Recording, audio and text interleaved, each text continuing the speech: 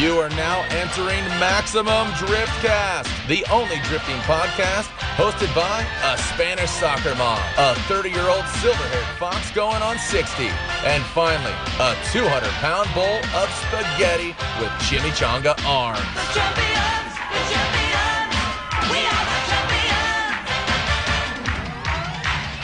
Hey everyone, and welcome back to an extremely special episode of Maximum Driftcast. We are here with Jim Liaw, one of the co-founders of Formula Drift. What's up, Jim? How are you?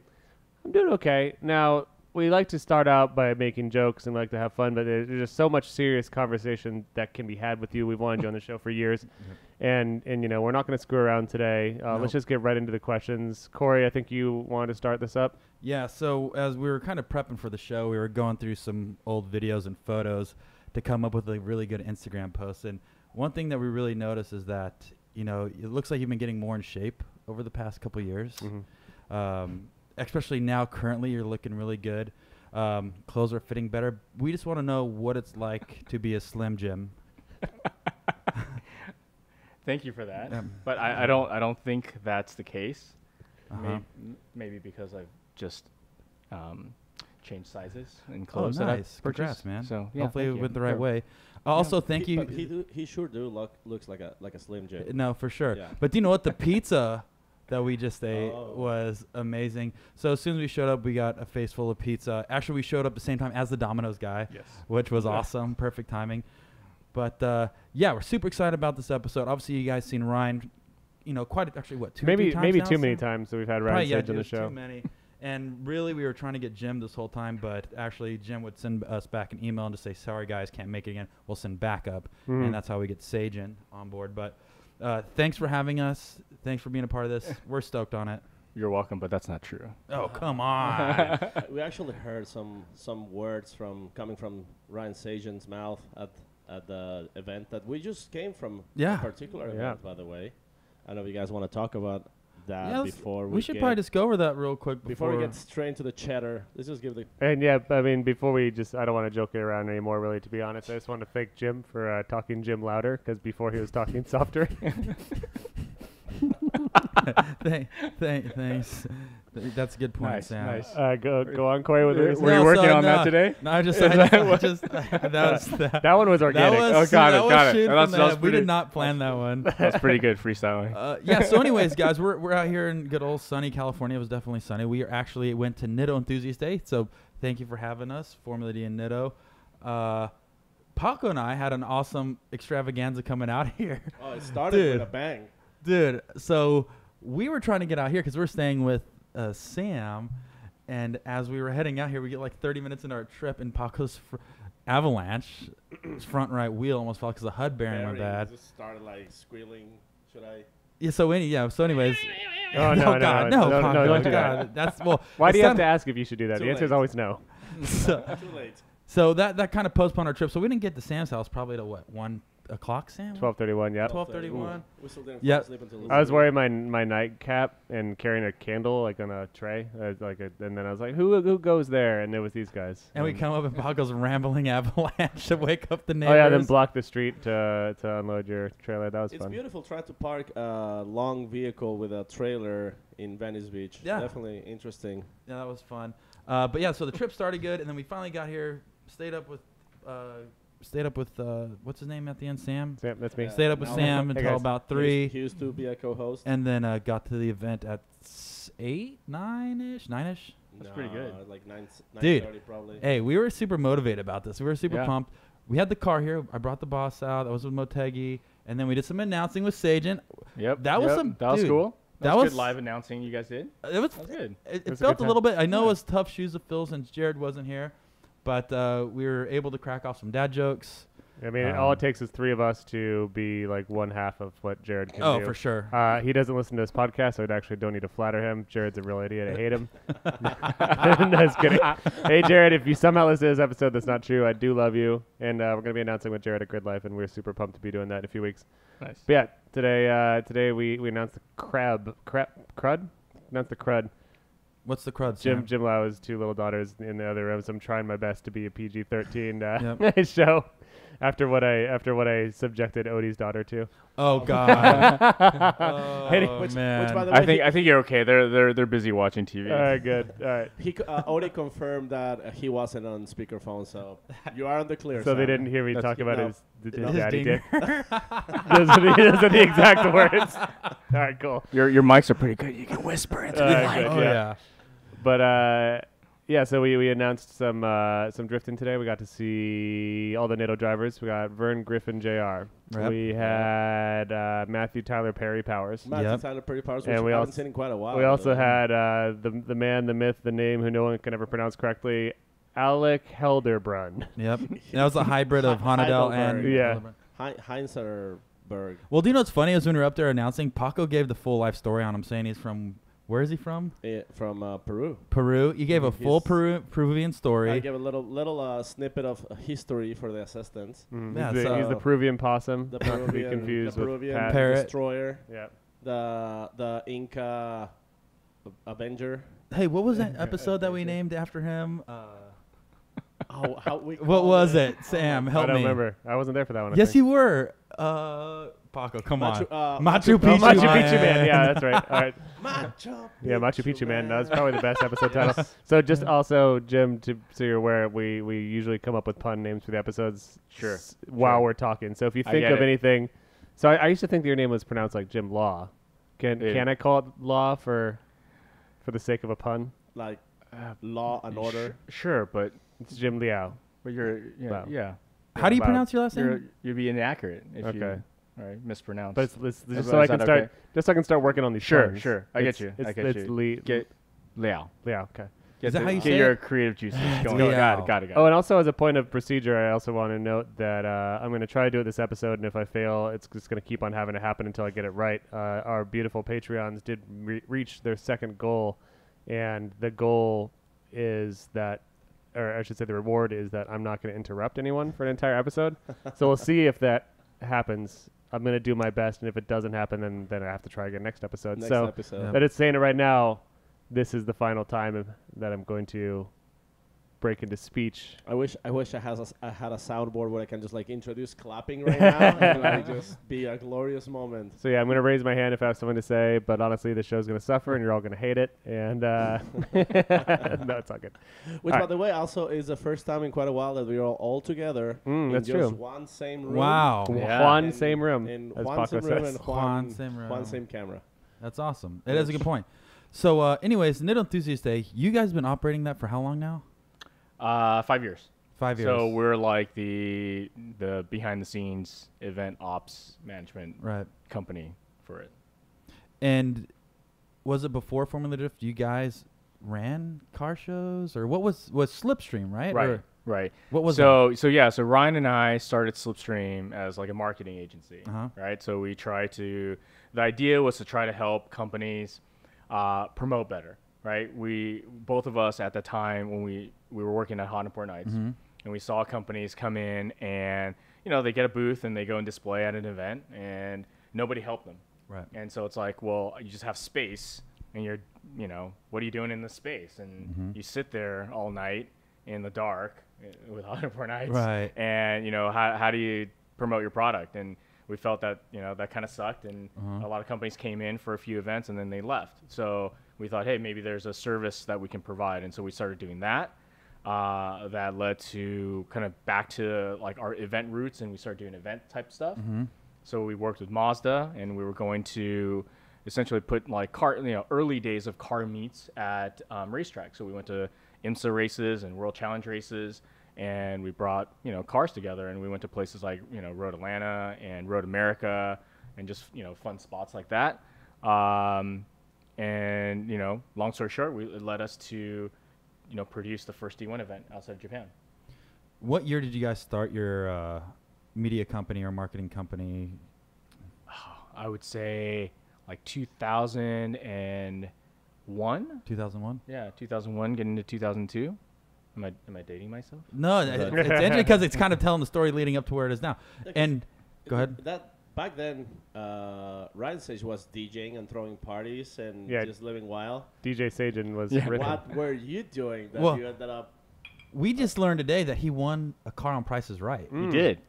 Dude, That was new Ryan information Sage to us. won a car on The Price is Right. He was a contestant. That image was in Rec Magazine a little while ago. No Like, way. Yeah, like there's Oh, they photos found of it. found it. Yeah. Yeah, I think he also. Dude. I don't know. I He think looks like a very early young. he had hair. With hair. Ryan Yeah. Sage, No way. he did show us today, though, I think on his Instagram. So I want to say if you go to Ryan Sage's Instagram, you might be able to see him winning a Ford minivan on The Price is Right. Aerostar. No, Ford Windstar. I'm gonna Nice. look that Ooh, up. real speaking quick. of Windstar, Corey, do you just want to tell a quick story before we get into the nitty gritty? No more jokes. No more jokes after Oh this God. until we get into the nitty gritty of everything that's Jimmy you know Liaw what? I and might as well Formula share Joe. because we probably will post it on Instagram. Yeah. Why Why don't you, let's just get an honest live reaction. So what? Can I set it up, Corey? What's that? Just set up the story Set here. it up. If you go ahead, set it up. So Sam. Oh I'll my let you God. take over here. But essentially, Paco and Corey slept on my couch last night. Corey and Paco. We weren't facing the They same. weren't. So just to be clear, there was no way for them to connect. So let's talk about that. Yeah. So hey, like growing up, you like spend the night at your friend's house, and it's like, all right, well, your head's gonna go one way, my head's gonna go the other way, so it's not, it's smelling not each weird, other. right? I get you. Okay. But the thing is the parts still match in the middle either way, so it doesn't Yeah. matter which way you sleep, right? oh, It does oh, matter. your so you- parts didn't go with your yeah, head. right? Got it. Okay. So well, even if it doesn't that matter which way you sleep, you can make still sense. dock. Well, You anyway, still dock. There's still a chance. You can't run that risk.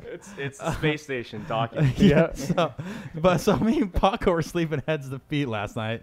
Were you gonna lead any more into that, Sam? No, I okay. Yeah. I would say that I woke up this morning to Corey laughing very intensely to himself, and then he said, "Sam, come And look at this." I look startled. You were Well, you were asleep again. Well, But my Corey, God. It Corey, was a one. I can't believe we're getting. I would into say this. let's just show Jim the video. Hold on. And then- Let me tell the story, and then we'll show. No, I think you should see the video. So, dude, I'm sleeping with wanna see the another. video. I'm sleeping with a full size man next to me, right? Yeah. Paco's a I'm lovable a petite guy. man, Corey. No, I'm you're not a not. full size And keep man. in mind, this is after having a road trip of eating 2 corn dogs. Oh, And God. what else did you eat on the road? Yeah, God. so, like a whole 2 so packs I'm of, in the of bed, nuts and Paco tries to Dutch oven me. No, Yeah. I Like, didn't. yes, you did. God, you're just totally No, making it up. totally Dutch oven me. So, anyways, I go to sleep. I wake up this morning, and I feel a little rumble in the Bronx. Sam. Yep. And so I was like, screw this. I'm going to get Paco back right now. He was dead asleep. And so I rip out a selfie cam, and I'm ripping his selfie. And at the same Hold time. on, just why don't you show? All right. And Oh, God. And I'm gonna Jim, you're now gonna that be we've so disgusting me, but I don't. now that even we've care. talked about this video, Is there it a has play-by-play to. as a part of it. It is. You There's, have to get the audio. I on just the want to get microphone, your Corey. initial. So now that we've talked about it, though, you know this video has to go on Instagram by the time this episode goes live, Corey. Yeah, for sure. Okay, hold on. Oh my God, this is Alright. awesome. Get the audio. So Paco's sleeping next to me. There I am. Hold on. You're gonna be so disgusted. So what we have here is Corey is zooming in on Paco's sleeping face. I woke him up. I woke Paco up with a blast from the past, He and he was totally confused by that. But It's a bad dream. yeah, so it was loud. it was a nightmare. so I recommend that you go watch this video instantly on the Maximum Driftcast and or We'll post Corey's that on page. Instagram. Yeah. Sorry, and, guys. and just to describe it right now, if you're listening to this episode, you don't want to shut it off right away. Corey is pleased with himself. He's smiling in the camera, and then he zooms in on Paco in the background, who's sound asleep. Corey rips like a 2-second burner. There's a quick burn, Just so people and understand. Paco is startled awake. It sounded like a semi. It sounded going like a downhill, chainsaw. Like a semi going Parking downhill brake, with the air brakes. Air brakes. Yeah, and it So- startled Paco awake. So God, just to be guys. clear, let's put this simply. Corey woke well, up Paco awake. for it. Sam, I'm glad you stopped the show to bring that up because It was very It important. was- If it something was had to important. break- Was that a lot of Yeah. muscle control on your part? I was ready to smoke him out, man. I believe that Corey can do that on command. I bet I Oh, could wow, if I had that's- enough. Yeah, no, that- Paco, no. don't even that- Paco. But now that we've shared that story, we can finally. let's hear a story speak- about Jim. I know to say we can finally speak with a man who helped pioneer the sport that we all love, and one of the reasons why we're here. Now that we've told you about how Corey farted in Paco's face. God. Now we're all ready. Now we're ready. All right. All right, let me. I gotta get my groove We were back back in 2001? I was loving that. So 2001, Slipstream started. You and Ryan Sage. The other thing too is like I was talking to these guys about this as we were rolling up here. Is how did you and Ryan meet? And why do you guys seem like polar opposites? It's a professional Like boogie boarding team. how did that all come together? I'm trying to figure that out. Why are we polar opposites? He's I- got well, no if- hair. You've got a ton. I don't know. Yeah, you know, he's a bodybuilder. Yeah, like he's got no family. Yeah, you're he a has no. family man. Yeah, you're. So it's just, It- you know, we it- look at those things. It wasn't so different back then. It wasn't. No, You no, were, we were both working at, like I said, we were both working at Huntingport Nights. He was there for a while. I just started, and we just kind of meshed. You know, we were part of the lunch crew that always went to get lunch together. Okay. And you know, sometimes, and I'm sure, I hope my guys don't do that, but you know, it's like we talk about work. Right. And everybody's kind of like throwing ideas and kind of venting about different things, and yeah, we just, you know, we kind of clicked, and That was it, huh? that was it. Now, how Did you did guys know? Did you know each other before that? No, not at all. Not until I started working there. can we take a step back even further? How did you become interested in the Japanese tuner scene? Kind of wannabe. No, in high school, my friends and friends of friends were fixing up cars. They were like the first, you know, I'm cutting springs on my Civic EF in the garage in the driveway. Yeah. Nice. Those were my friends in high school. Yeah. And they went to I grew up in Diamond Bar, so as I was kind of getting into like driving or able to drive, there used to be a place called Four Lanes on Arinth, and that was in City of Industry. That's where a lot of guys went to race. You know, we went out to, you know, when I did get a license, we went out to places like Silmar. So you were at the illegals. I know you don't want to say it now, but you were. Yes, You were there. we were at illegal street racing events. I was at illegal street racing events. Ooh. Yeah. But Living that- dangerously. Well, that's the thing is, well, back then there was like, what other opportunities did you guys have in the import scene to actually go compete? Yeah, there was. Yeah. That was like what. See, being like the first people, the first pioneers in import drag racing, if it was on the streets, that had to happen in order to kind of almost take it to the track, wasn't it? Because if it didn't happen on the street, it wouldn't really exist necessarily. Yeah, I think most cases is like, yeah, you know, kids get in a lot of trouble, and then the authorities try to figure out how do we curb this craziness that's happening. I mean, at that time, if you wanted to take a Civic to like LACR, which is like Palmdale, before they closed, they'd laugh you away. They wouldn't even let you in. So, you know, where else would, you know, people go? Right. That was kind of the thing. And I say wannabe because I saw those guys do it, and I thought it was really cool, and they're really innovative, and that's when I kind of first started being around cars and seeing like, oh, what's the difference between what you're doing on your CRX versus on your Civic hatchback versus on your, you know, Prelude versus on, you know, so on and so on. You're a Honda kid, judging by all the cars you just named. I'm actually not a Honda kid. Oh. That was all there was. Yeah, right. I guess that's that what was all started there the was. drag racing, yeah. I'm actually a BMW kid. Okay. Because I started flipping through magazines and just seeing what was out there, and you know, I don't know, maybe that was the time or my age or whatever, but I saw the E30 M3, right? Beautiful. And it just it was almost like literally it was like love at first sight. Yeah. I saw like the fender flares, the wide bodiness of it. Right. You know, just the car was it just seemed very different, and it was just like, this is a cool car. Yep. I want this car. And from there, I think it was just like I started, you know, getting into cars and learn more about different types and different brands and styling and, you know, whatever. But yeah, that was kind of like, I always say that was my first hook into E30, like, E30. man, I love cars. Yes. Cars are cool. It's funny when you mentioned that. Like, we had a similar conversation with Papadakis, with Steph Papadakis, and Papa Mama Kiss. yeah, Mom and Daddy Kisses. And you realize that pretty much every single form of motorsports started as some kind of illegal activity. Like, NASCAR started as, you know, like Booze running. the booze running, smuggling alcohol.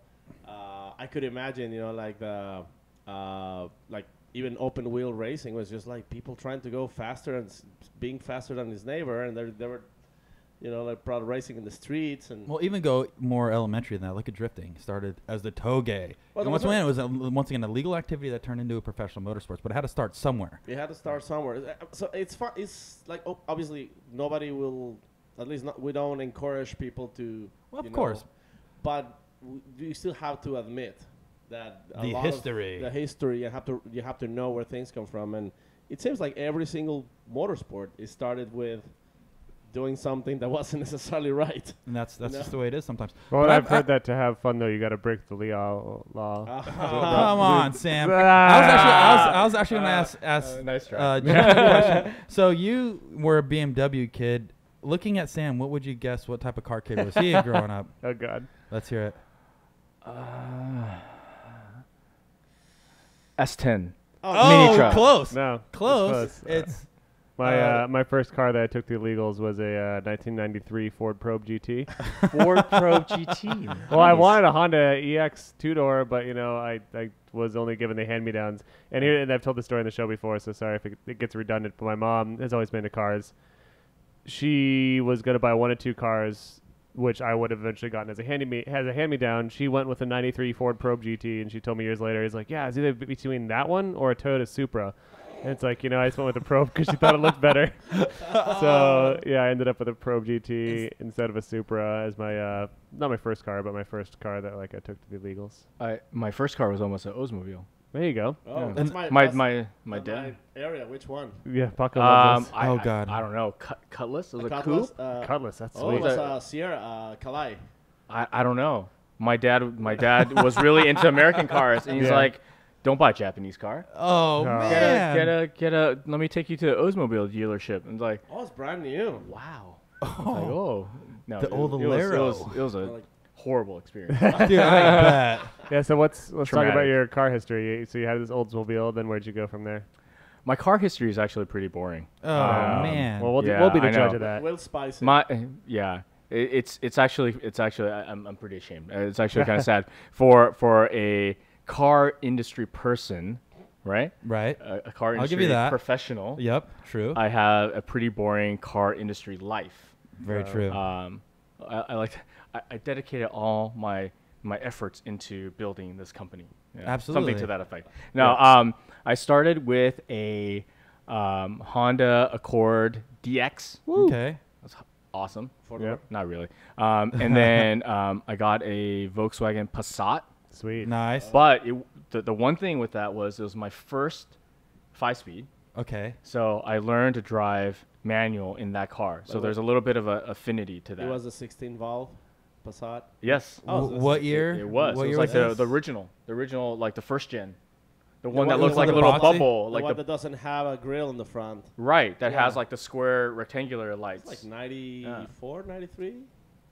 Yeah, No. like yeah. About No, that. yeah. Wow. You're right. You're right. See, dating myself again. We and got then- you. Don't worry. And then went to a E36 coupe, Cool. That's cool. to E36 sedan. So you did finally get your BMWs now. I did, Yeah. and it was good, but not good because it wasn't a manual. Okay. Asian parents like to Right. command things. Play So, it safe. yeah. And then what happened after that? Oh, I was in college. My dad got really creative. He went and bought a Saab, Wow. a 9.3. It was like a two-door hatchback. Yeah. Wow. And he's like, you know what? Since you're in school, you shouldn't drive that car at school. Let's just swap, and you can just drive kind of like my beater at school. And I was like, awesome, great. So he gave you the beater. The beater was a Saab. Yeah. Oh, was it a turbo at least? I doubt it. Okay.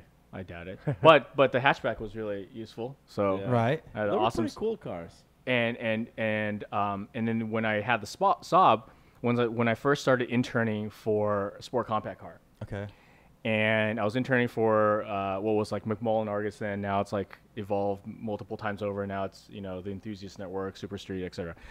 Anyways, so when I was flipping through like European cars, like oh, there's a Saab tuner. They make Sweet. like Saab wheels and Saab body kit.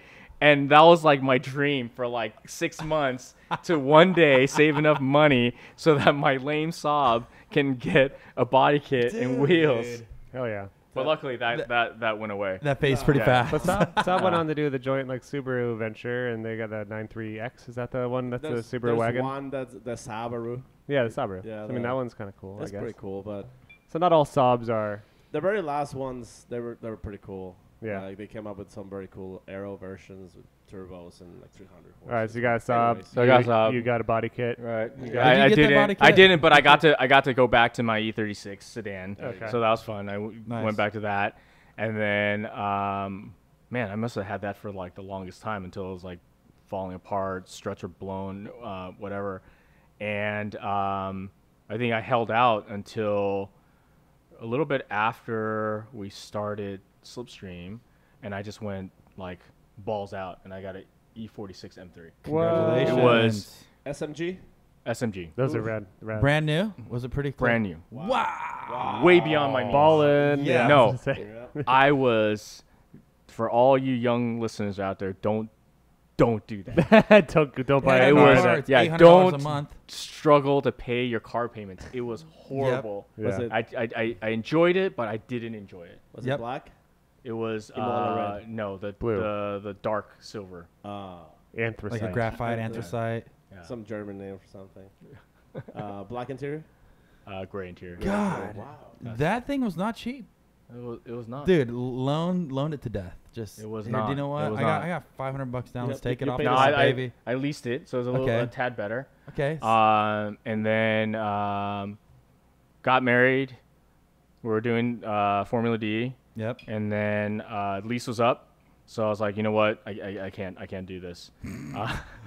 Plus fourth gear for some reason just wasn't sticking. It was grinding it's a fourth great, gear. great indicator. And I was like, you know what, I can't afford to fix this SMG Yep. transmission, Yeah, so that's extremely so expensive to fix. man, turn it back in Nice. and got an SUV. Good call, actually, having that. Got an lease on it. SUV. Got You- an SUV. you Wait, evolved what pretty kind? fast, Yeah. actually. Got an SUV. What SUV? I don't know. I just thought that I needed to That's a be. standard I needed to SUV. be. You need to have some I needed to be responsibility. more utilitarian, and then I think it foreshadowed my life because a year later I had my first child. So I was like, Just- perfect. yep. I knew. Well, at least you got it out of the way. Yeah. Do you know what? I Right, had my, right. my dream BMW. Can it? We're done. I'm going with Ford Windstar. What, you got your dream car, Corey already? Actually, when I was getting, I was never really into the tuner scene, but I remember my buddy had I think I told the story before. My buddy had like a 1995 Dodge Neon with the fart can on it. Hell yeah. And he's like, oh yeah, man, I'm getting into the import scene. And I was like, all right, I'll go for a ride. on a Neon. And yeah, Import so Neon, anyways, we like pull out of my neighborhood and he like bang second gear and it's like, and I was like, oh my god, it's the fastest thing I've ever been in. I want a Dodge Neon.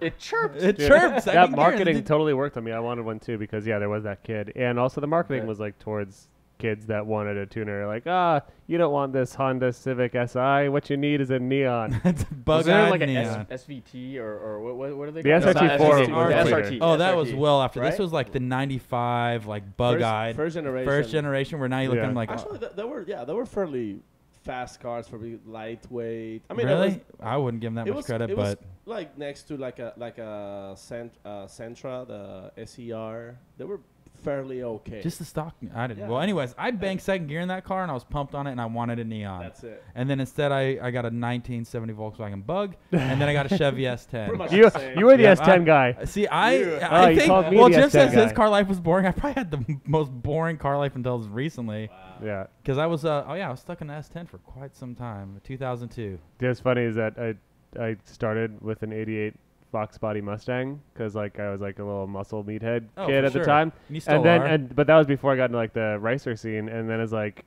I can't have this car. Like I don't want to be the Brostang guy, so I'll get a Ford Probe GT and call it. It's got a Mazda motor, guys. Mhm. It's Yeah. Japanese. So you're JDM, kind of? Yeah. I'm Well, down it's with that. KLD8. But then it's funny. Engine. I've mentioned this on the show before as well. Then I bought my 02 Subaru WRX. Well, that was way beyond my means as an 18-year-old. I got it used, but for like 20 grand as a college kid working 20 hours a week. Wasn't a good idea. And then I got spanked by SRT4s on the freeway, Dodge Neons. Oh, that's all let down. Screw this. After having my K5 Blazer, my first car. Oh actually God, was- this is gonna be a long No, no, story no. because you have about No, 100 it's not a cars. story, but like Yeah, we can't ask Paco his car history. When I was that's for a different episode. But my first actual car, it was the 280Z. Since Yep. I got it when I was 22, and I still have it. Yep. Oh, that's pretty cool. Well, that was only like 4 years ago, so you're fine. Yeah. Yeah, you're 26 pretty now. much. You old coot. Yeah, but I mean, like back home in Mexico, they never sold those cars, Right. and people was like, "What is it? What is it? Oh, it looked like a Porsche. It looked like a Oh, so like you're a, the like a Oh, Jaguar." look at that. Let's do it. you were swinging the dinger back Uh, then in Mexico. Then See, oh, gracias. By the way, Jim is helping us. He's a very classy man. And he's Yes. helping us to Japanese whiskey. Which A is Yamazaki delicious, by the way. swell. Oh, it's So so thank good. you, sir. Oh, hey, Jim, what's 5Q plus 5Q? this is liquid velvet. What is that? It's 10Q. Oh, thank you. It's an Asian thing. Get Thanks, it? Sam. You just Yeah. bounced it off of me. Wow. So, But anyways, Anyways, after talking about the cars, got had the BMW, sold that, got that. Started Formula D in what year? 2000. We announced in 2003, and season 1 was 2004. so you guys were working for another company, and you and Ryan went off to lunch. You went to Arby's in your car, and you're like, you know what, man? We should start our own thing. Let's A blow drifting- this joint. Yeah. More like Wahoo's and Jack in the Box. Those are Jack in the those Box, are there you smart, go. Yeah. Yeah, but that's how the conversation happened, and FD started and was successful immediately, and here we are, right? If it was only that easy. It was that's- automatic, yeah. Well, what It was was it? turnkey. No, we started. We thought, hey, you know what? We can do the drifting stuff, and then we can still do the agency stuff, because then we can kind of balance Yep. it out. We didn't think one would be more than the other, and by like year 3, it was full-time deal. For me. It Jeez. was Well, how pretty did much- you hear of drifting? Yeah, why Like, drifting? what made you choose the motorsport of drifting? Yeah, I mean, obviously, like I was, even from like my first job was at Sport Compact Car. I was selling ads, so like Japanese car culture scene was well, I mean, even in high school was always there. So keeping tabs about like what's happening. Obviously, everybody. Option magazine. You go to like a Japanese supermarket and you go, to the bookstore and you pick up an option magazine. You can't read any of it, but you're But the looking through pictures, it, and the pictures tell a lot, right? Luckily, at that time when we were doing Slipstream, we have great contacts at HKS, at Gretty Trust, Yep. at Apex, at Blitz. At the time, kind of like the heyday of like JDM brands, and we were either friends or working with or in contact with all those brands, and everybody was kind of pointing at, hey, there's these new things that are coming, in Japan, and there's this thing called drifting. They're doing it a lot. There's a group, the Option Magazine guys actually formalized it and made it into a competition. It was a series called D1. You guys should check it out. Our sources in Japan say that they want to come and do an exhibition match in the U.S. because they were backed by Option. So it was Option Video.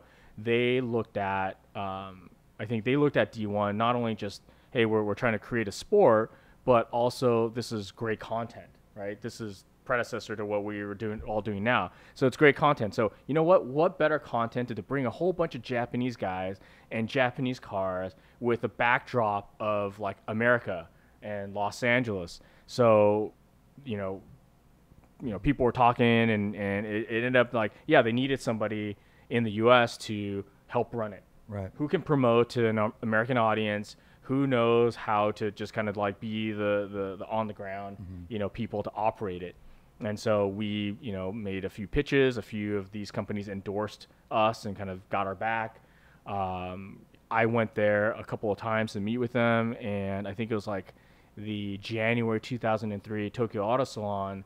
They announced like, oh, D1 is coming to America, and that August was when we had the first D1 event at Irwindale Speedway. And that's where the Irwindale, the history behind Irwindale started. Yeah, it's funny enough because they actually, we were helping them look for different options and different venues, and they actually said, hey, there's a speedway that we want you guys to check out. We heard there's, this little circle track, and we always thought like, we're looking for road courses for them, but hey, fine, let's go check it out. We talked to the venue, worked out a deal, and that's Wow. how it started. And you guys were basically the promoters and facilitating everything. Right. And so the other organization, D1, just said, we'll supply the cars and the drivers. Right. You guys run and manage it. Right. It was, I mean, there's obviously lots of details to it, Right, but right. yeah, let's like, hey, you take on, basically it's a partnership. We'll bring the content, we'll bring the cars, the drivers, we'll bring the judges, we'll operate the competition. You guys can, try and sell sponsors and vendors and do the, festival area, midway part. And even I think we kept the tickets, or we shared the tickets, and so it was like, like a business partner. Right. You spend this, we spend this, we all share in X, Y, and Z. Right. And so we went in. We That's did it. when it started. And D1, they flew out all the cars and drivers. Was that on the D1 cover that, or was it the team responsibility? My understanding was that there was a lot of leverage, being Right. that if you're the primary media outlet in that performance scene, and you also ran the series, when you say go, you kind of just go. Right. Obviously, there's, I don't think it's as extreme as that, but there's definitely, some truth to the, hey, we're doing an event, we need your support, XYZ company, tuner brand, whatever, Team Orange, whoever, send your team to You go. need to be there. And we'll help with some things, but maybe not all things. Right. Just So be there. Be there. Right. Wow. It's crazy because that event was so big. How many drivers were there just to? I think there were, if I can remember, I think there were like 19 or 20 Japanese drivers, and they had us suddenly, with 1 month notice. Hey, we're gonna do a Ikaten. That was their driver search. So we hosted a driver search in June. Yeah. And that was the first time. It was great. It was the first time we met Tony Angelo, Dai Yoshihara, Sam Hubinet, Reese. Well, we knew Reese. And a lot of these guys, Ernie Fixmer, Ken Gushi, kind of like legends of the sport. Yeah. They all were there, It was and like a those. magnet. Everybody wanted to be at D1. And one of the coolest things that came out of it was Tony Angelo and Chris Forsberg's story. I mean, it even got picked up by Wired magazine that these two guys from the East Coast that's never seen drifting in person, watched it on the videos, got motivated enough, and picked up and traveled across the country to try out to be a part of this, and they got selected, and thus they were participants in this event in August. Wow. Yeah, and that event was so big that it even a video game was made. That I think it was only available in Japan, but it was like a D1 video game, and even the whole track of Irwindale, it's in that game, and even has like Tsuchiya and what's the other one of the other judges? Orito, Max yeah, Orito. and Suzuki. Yeah, they're in the game, and they're the ones like the whole thing. That was so big, to that point. Well, that was the first real taste of. Yeah. It was, and then we spent from that January where they announced it. Basically, we spent 8 months, right? Sure, tuning culture was big, whatever here, but they knew, car shows, drag racing, and sure, they know brands like HKS and Trough, Right. and all those brands, but even Japanese car enthusiasts in America had no clue Right. about drifting. So it was an entire education process for 8 months to get companies that were, that were catering to Japanese performance cars. Because also all Japanese performance stuff was front wheel drive. At Right. that time. Right. The 240s, they were still, it's got a truck engine. The K8, it wasn't Right. really like a. But as we've talked Forsberg and those guys, the first thing everyone did was just go SR, and SRs were in everything but during they those already days. knew what it was. These are kids who were watching Option Upton. Funk, Yeah. Option videos, and they knew what it was, what drifting was. But most people who was just into tuning, Yeah. they were into the Eclipses, the Hondas, the Mazdas. I mean, maybe the Miatas, but Yeah, so it definitely made way for, hey, there's another opportunity in the Japanese import scene. that might have been so eye-opening, especially for the companies. Wait, what? We have a market for all these other vehicles? What, rear-wheel drive drifting? That I always thought that that was our thought. That was one of our angles, right? Is that at that time? That's one from Angles. Angle. I see what you did there. I got Got him. natural, Sorry. Yeah. organic, like You're Sam. not real, Dad. Yeah, Sam just pretends. Yep. So anyway, sorry, I interrupt you. Sam can interrupt, by the way. Yeah. Right. Got it. So Got I'm it. behaving very No, well. I by the mean, way. Actually, yes. timing wise, I think it was really interesting. We're really fortunate because, right at that time, again, from what I remember, this is a long time ago. I mean, the car show scene was peaking, but was kind of plateauing. If not, some of the organizers were starting to slump a little bit. Import drag racing was definitely slumping Yep. by that time. Too many organizers, too many events. It was just blown out. Oversaturated. Totally oversaturated. And I think a lot of these, manufacturers like, oh my gosh, there's no more events to promote at. There's no more. What's our outlet? And so our thing was like, this is a very easy way. It's the same brands. It's the same parts. Yep. You just tweak it a little bit differently. Yep. And you can sell your same suspension setup, LSD, whatever. Right. And there you go. Yeah. And hopefully that, we like to think that helped a little bit to Yep. kind of carry over the little hump that the industry had. Well, it's thinking about it, hearing that kind of story. It's like, where would the import scene be if drifting didn't come around and import drag racing was dying? You know what I mean? Would it still be where it's at? Because if one just would have vanished, it would have been like a talk of old American muscle drag racing cars. Now they're trying to make it return, but there was a period there where it was in a funk. There was nothing to replace that. So it's like import drag racing was coming down off its peak, and it's like something was able to pick it back up to climb the next. Which goes back to, is that the same timing that Papadakis was talking about? Right, remember? absolutely. Like, drifting was literally his way out of that. Yeah, and that was his gateway out of it. Right. So after that D1 event, what triggered or what was the planning going? Say, do you know what, Ryan? Let's pursue. Let's keep going with this. The like Paco said, the turnout was amazing. We didn't think that many people would come out. Like we were complete rookies in producing events. I mean, like we could not handle the line that was at the gate. We were we invited friends to come, and it was like, hey, can you help out?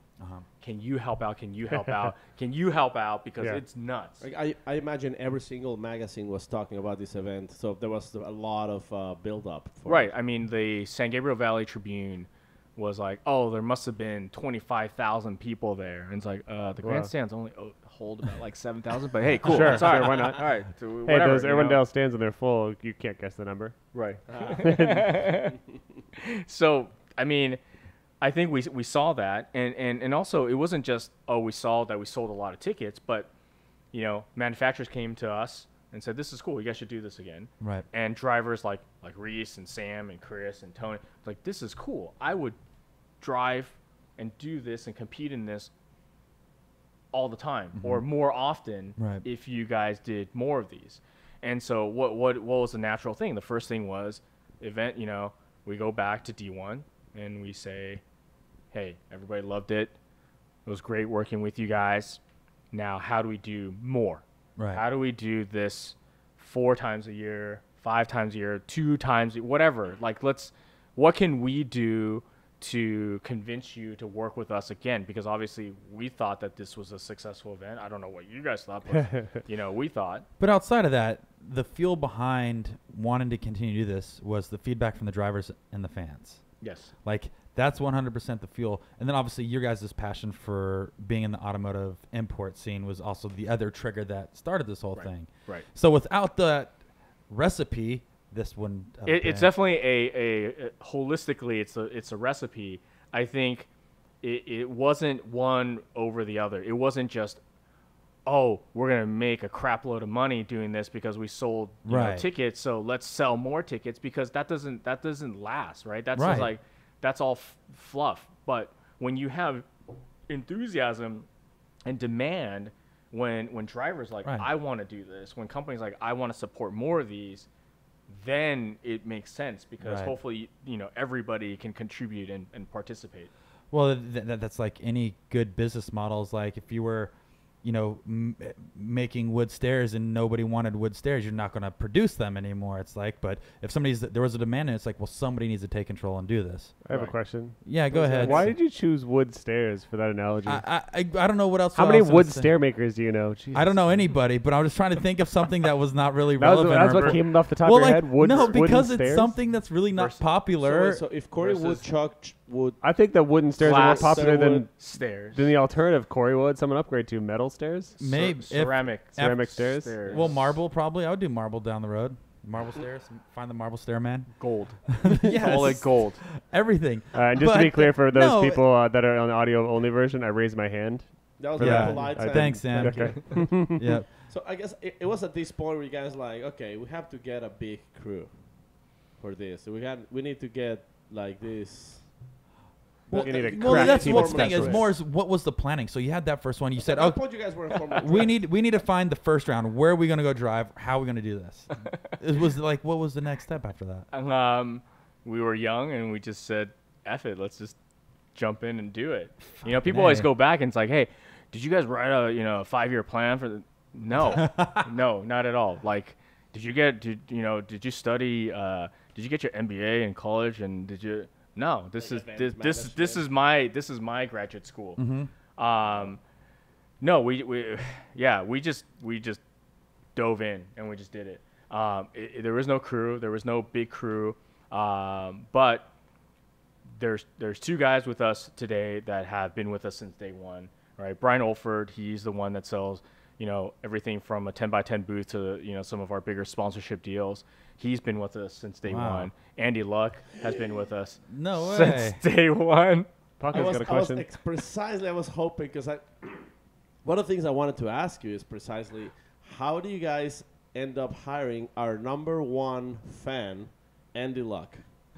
He's like Maximum Driftcast number 1 fan. Oh, Yeah. for sure. He loves you Listens guys. religiously. Yeah, he's blasting you guys Messaging us all the like time. lots of Well, love shout out letters. to you because shout out to you, Andy, because today he told us unequivocally that in what am I say? I'm gonna say sex, marry, kill. Oh, He said that I'm Mary because I'm a sure thing. Right. For Yeah. sure. And obviously Corey is make love to. Yep. Because look at that supple body and absolutely 100% kill Paco. Yep. Like he was He made 100 that a point to make sure he but wasn't at gonna the kill same time, Paco. he said a lot of things about like sending me back to my country speaking English. Yep. So I mean, I think it's like a love-hate relationship. I'm sure it is. Andy. That's But funny. mostly. So those are the OGs. They're the OGs. That's Me, where I was going. yeah, me, Ryan, Brian, and Andy, year 1. And actually, I've known Andy before Formula D. He used to harass me when I was. Did he Oh, used to that doesn't beat sound you like up in him the at locker room all. in high Yeah, school? right. Same Harass. person we know. He'll tell you this story too. He thought it was really funny. I didn't think it was that funny. We were I was selling booth space for IDRC, so that was a drag racing series, and we were going to Texas for the first time. So I'm calling shops in Texas. Hey, we're coming into town. This is who we are. You want to buy booth space? And lo and behold, Andy's like, oh yeah, can you give us a better deal? I got to bring out a couple cars, whatever. It's like, yeah, let me think about it. We'll get back to you. Let's see, right? And he's like, okay, yeah, if you can kind of work on the pricing, whatever. I was like, all right, we'll talk. What he was really doing was he's calling all the other car shops that he knew. I was like, hey, you guys should just ask for a lower price from this guy Jim that's gonna call you, Nice. and then we'll all get a better deal. So welcome to Classic. I understand how that mind works a little bit better now. But this is the love hate of Andy, right? Right.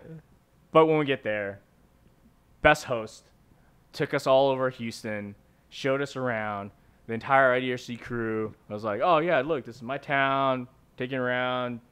Go hang out here, go eat there, go drink there, and we've been friends ever since. Wow. Andy Luck is a Texan. Dude. I never picture him with his cowboy hat and boots. Well, that's why he probably says he wants to send you back. Is From from the heartland, dude. He's softened up since he moved to Southern California. We made him move here. We're his reason to leave Texas. And this is so we're getting the softened up version of Andy. Oh wow! right. Wow, that is incredible. just, We're taking away all of his guns. For the Yeah. listeners that don't know, what is Andy Luck's position? Andy is the director of operations. Okay, so he's the head cat for who gets to go where and what Right. does what. He's the main venue guy. Mhm. If you're off limits, then he will If make you if you go want to get in into a fight limits. with someone at the gates and that person says I'm going to get in, you can't stop me, and then Andy Luck says yes I can. Over my dead Right. body. Yeah. Not that this was a situation that I saw in Seattle that was uncomfortable for me, but you will not pass. yeah, exactly. Yes. Well, obviously he does a great job because the Oh, for events sure. are pretty. At least for You don't need a SSD. You don't need to just be afraid of him. That's all he wants. No, I'm saying He's gonna love this, isn't he? I'm just saying, like from a fan point of view, the events. Yeah. Oh, very good. So can we How talk? many tries it took you to get it? I took him to get it right. Well, but I'll tell you my first he's Andy very Luck good. story. It's only about 30 seconds. that's My it. first going to Long Beach first year, I didn't know who Andy was. He didn't know who I was. Do you remember when you guys used to put the rookie pits on the car show side? Yes. So I was in the rookie pits car show side, and I remember walking across the track because you guys used to have the track open right under the bridge. And I walked back, and Andy goes, "Who are you, and what are you doing here?" And I'm like, "Hey man, I'm driving the K Sport Hey car." man, no, you're And a he lot goes, younger. Your voice. "Well, is you higher. don't belong on the side. You should stick back on the other side, and hopefully you make it through the rest of the year." And I was like, "Whoa, Andy!" And that was my first take of this guy. And I was like, "Man, I just met this dickhead. I didn't know who he was, but he said I can't leave my little box over here, and that I don't believe that I should be on that side." And he's hoping that but anyways, It's tough love. And you That- didn't. Yeah, he's, But he he's told me. breaking balls. He sets a bar like here and just gives you a hard time, and then every little ounce of him that he gives Dude. you'll appreciate a lot more. So the thing about that is, like, a couple years after finally knowing the guy and talked to him, I brought that up to him. I was like, "So hey, do you remember when you like told me to stay on the other side of the fence and I shouldn't be along over here and you hope I make it through the season?" He was saying that he does that to most rookies to see if he gets under the skin to see if they come back. Because he goes, to be honest with you, Corey, I don't want people to come and do one event and leave. I want people here all year to be part of the series and be committed. That was me testing you. I want you here all year. And you but, passed. Yeah, I passed the test. Well, I'm gonna But say you're there failing was this there was year, though, actually a Corey. good Right, thought behind right, that, and I right. was like, that makes sense because back then you guys had 65 drivers, Right. and we knew that a couple guys only ran Long Beach. Yep. We only knew a couple guys here. So it's like, what is it to me if I tell you that, hey, stop being a sissy, run the whole thing, or get back to the other side? And I was like, oh, a good wake-up call. But it was a cool story at the end of the day. Andy saying, suck it up and run the season, or just get on your way, go do something else. He's the manipulative tough stepdad. young. Tough love, man. I'm glad I never No. had. But that was my first experience with Andy Luck. Anyways.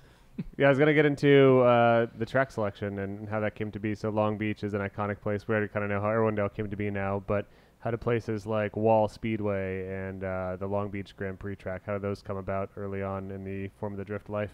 Yeah, I mean, season 1 was Irwindale, obviously. Road Atlanta is actually Oh yeah, Atlanta is the first Form of the Drift event, right? right. Round 1, season 1, Road Atlanta. Really cool story because of our I was saying earlier, like our projects with Mazda, we worked with Road Atlanta. They heard that we started the series. They said, "Hey, you guys should come." And you guys talked about it with Eggert last episode. Like, hey, you guys want to come out, and if we're willing to kind of like pave an extra section, do you think that will help, flow what you guys do better? And we'll work with you guys and co-host the event with you. So so we rounded up, called whoever, and whoever called whoever, and it ended up being Tony Schultz was based in Atlanta, and Eggert, and they're running events on the East Coast. Brought them down, ran the course, they paved it. We went the first year. It was kind of a little hairy. We only had Which for those who don't know, that's the actual keyhole. that's a little- keyhole. Yeah, that was Yeah. created for Form of the That Drift. was created Exclusively for Formula by Road Atlanta for Formula D. So it was we were just very fortunate. Again, they're great partners that they kind of took a risk and did that. So that was Road Atlanta. Irwindale's Irwindale. We went to Sonoma.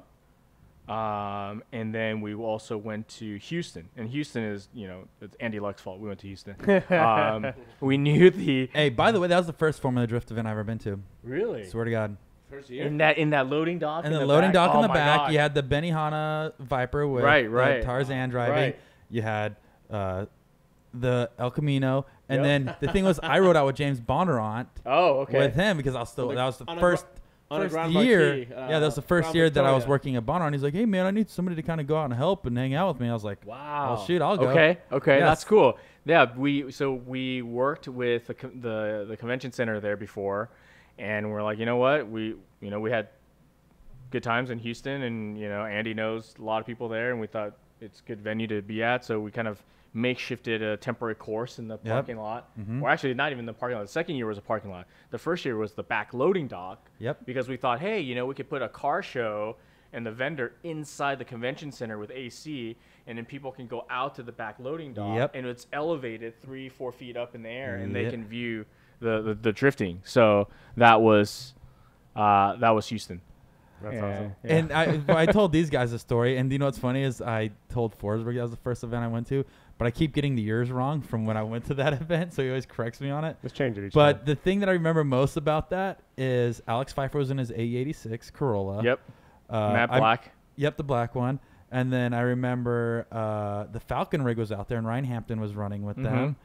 And I remember Jared announcing, and a lot of the course was coned, and then you just had one walled area Right. out by the judges stand. Right. And I remember a couple of the cars come in and just plow half the cones, and Jared was hyping it as, isn't this the most exciting thing in the world? You're seeing the precision of the drivers knocking over the cones. And I'm like, obviously now looking back then, I was like, wow, that is pretty cool. But Jared was telling it as how precise they were to be able to knock over every single one. I'm surprised you remember that. It was, once Wow. again, it was one of those things that I do remember. Life altering, obviously. Yeah. It just Well, that's ingrained in your mind. that is what forced me to get my first 240 SX, which I didn't really do anything with. But I'm like, man, I really want to do this one day. So I technically wanted to be in Formula Drift since that event. Wow. Yeah, so that's my story on that. But anyways, Very cool. back to the track. Sorry.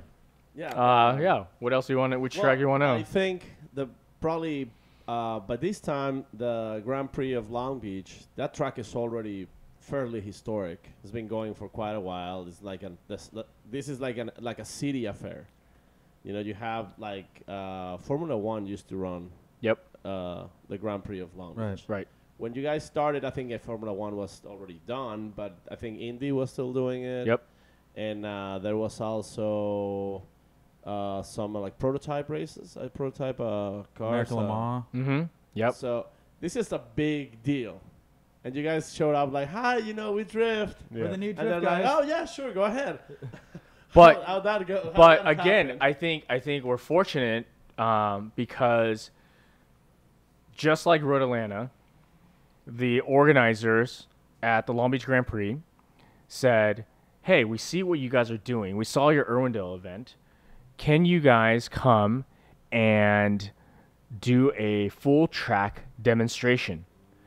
And we said, sure, let's do it. Yeah, why right? not? Why not? And I think this was 2005. Wow. It was the first time we did a full track. This was when we got Taniguchi to come in that HKS, GS. Reese ran in the GTO, and we had, a ton of guys. And we blasted the full track. People loved it. Every turn, right? Obviously, drifting. Yeah. So every turn, the crowd was like, "Oh, it's crazy! This is awesome!" Right? And they all came back. And we had the balls afterwards to say, "Hey, you know what? We see that because we were doing a lot of prep beforehand, and so people don't see the behind the scenes, but the Grand Prix starts setting up. They lay their first block in February, and they're building little bits of the city along the way until usually it's like early or mid April is when the race is. And we saw this process. So we're like, how do we borrow or rent a portion of your track like the weekend after? You guys are all done. Right. You guys don't care. Like, can we just like grab like the crumbs of it? Right. And they said, you know what? Forget the weekend after. You guys do it the weekend before. You guys lead into all this festivity that we're doing throughout the week, because they do like a Thunder Thursday where they have like all kinds of like demos and freestyle motocross, that kind of stuff to promote the weekend, and then they race Friday, Saturday, Sunday. So they said, do the Saturday, Sunday, or Friday, Saturday prior. And We're like, yeah, how do we do this? And so even now, they've been kind of holding our hands and guiding us along the way with how to maneuver and deal with the city and work with, police and fire and closing city streets down and what to watch out for. So they've literally been kind of our event mentors for this event since that time. And so 2006 was the first year that we ran Long Beach. Long Beach. And you guys already had offices at Long Beach? No, it was because of them we ended up in Long Beach. We were actually looking for offices at the time too, and we're like, oh, you know what? We're spending so much time down here, and downtown Long Beach seems cool, so let's go find space. And yeah, we ended up in downtown Long Beach for quite a bit of time. How think the pieces just keep like falling together? It's I think. crazy. Do you think it's like right place, right time? Yeah, totally. I mean, I would take for granted. Like I'm not taking for granted like the hard work that everybody put Oh, in. absolutely. I mean, I think everybody had to do their part and like bust their ass to get stuff done. But yeah, like I think some of these pieces, if they weren't there, if they didn't fall into place or the opportunities weren't offered to us, then who knows? Right. Because if you think about it, like if you think the tuner kids with the front wheel drive cars were super impressed when they saw like the whole drifting thing. Imagine how all the people who goes to the Grand Prix, like they're like more posh, they're all about grip racing, and then suddenly see these cars like Doing the opposite of what they are used to doing. what a show, Yeah. like we want to see more of this. Well, yeah, on that, to wrap up on the tracks, like Sam brought up the point, how do you guys choose the other tracks? Like the most oddball track, Sam, would you think is New Jersey? Yeah, I mean, it depends on when it started. Like, if you're running in the back of a warehouse, the wall isn't that crazy, but but wall is like it's a hardcore kind of weird, twisted but fun track. How did that come about? You just kind of like Google America for any tracks available. I mean, really, that's what it is. Like we do this. I do this all the time, and I know Kevin does it probably more than I do. We just, hey, let's look for racetracks in Ohio. Let's look for racetracks in New Jersey, and let's look and see. And it just seemed like the location was good.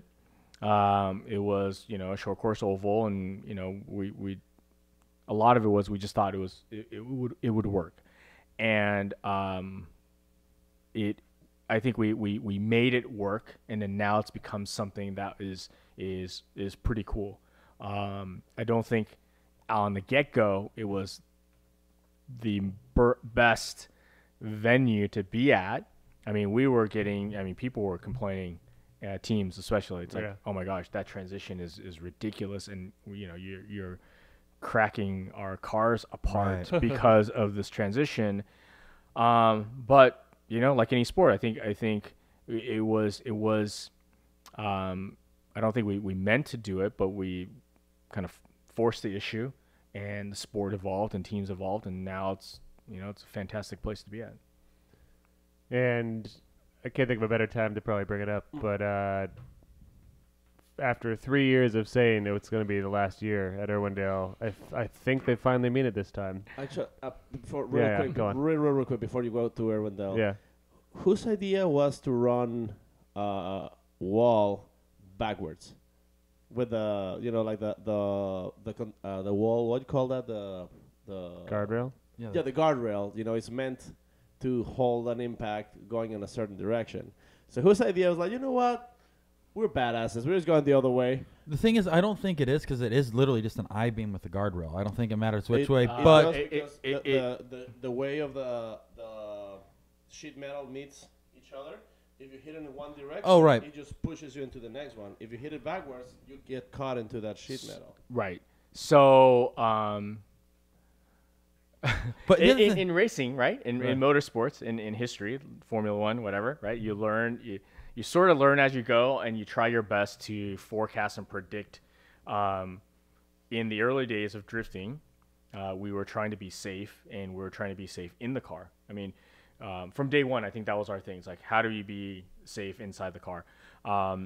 but learning to deal with venues. And you're right. You're completely right. And this is where now, as like the older, person or older organization in the drifting world, we see it, and a lot of new organizers don't, and we freak out. So now we're like the old guys that are like grumpy old guys complaining. But to that point, we totally see that. Like we didn't, and we were very lucky that nothing happened. But when you go against the grain on Armco, then what happens is the Armco shoots out at you.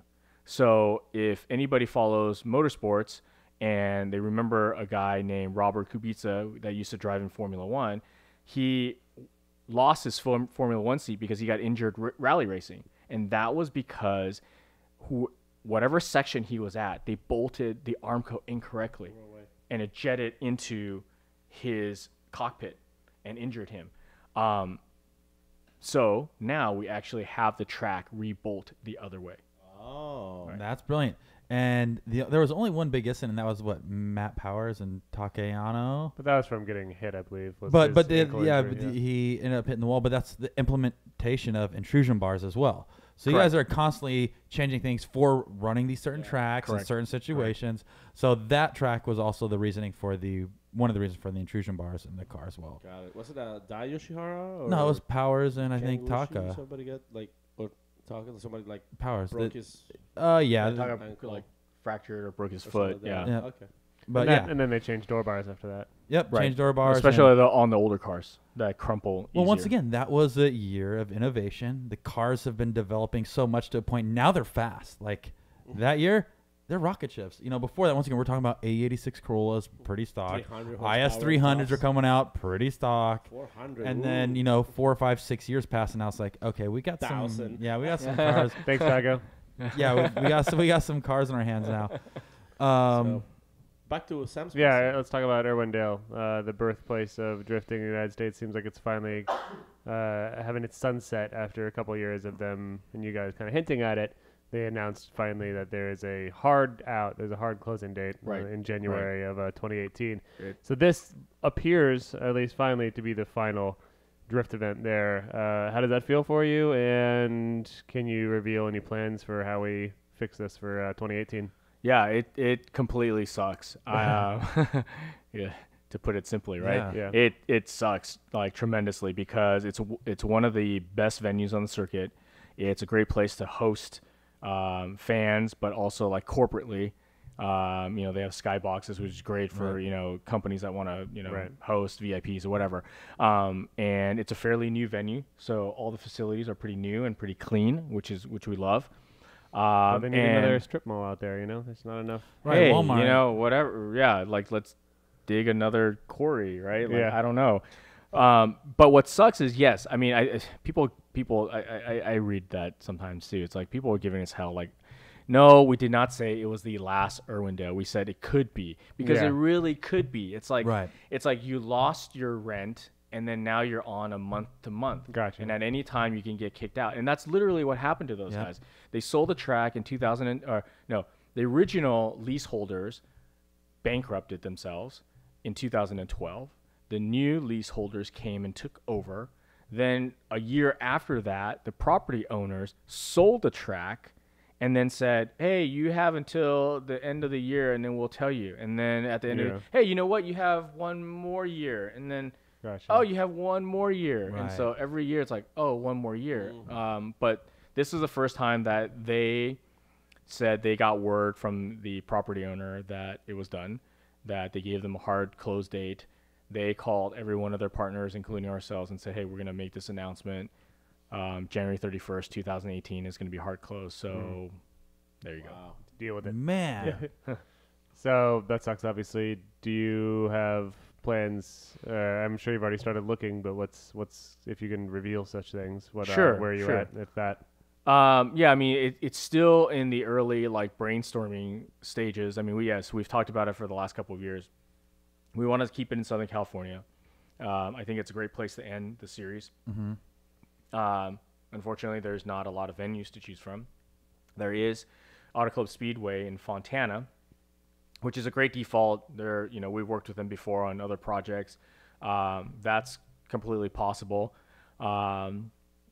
but we're trying to be more creative. Like, it's like it's hard. You want to add the energy that Irwindale had, or is it that you run another Southern California event during the middle of the season and then you go somewhere else with more or as much hype to end the season? I don't know.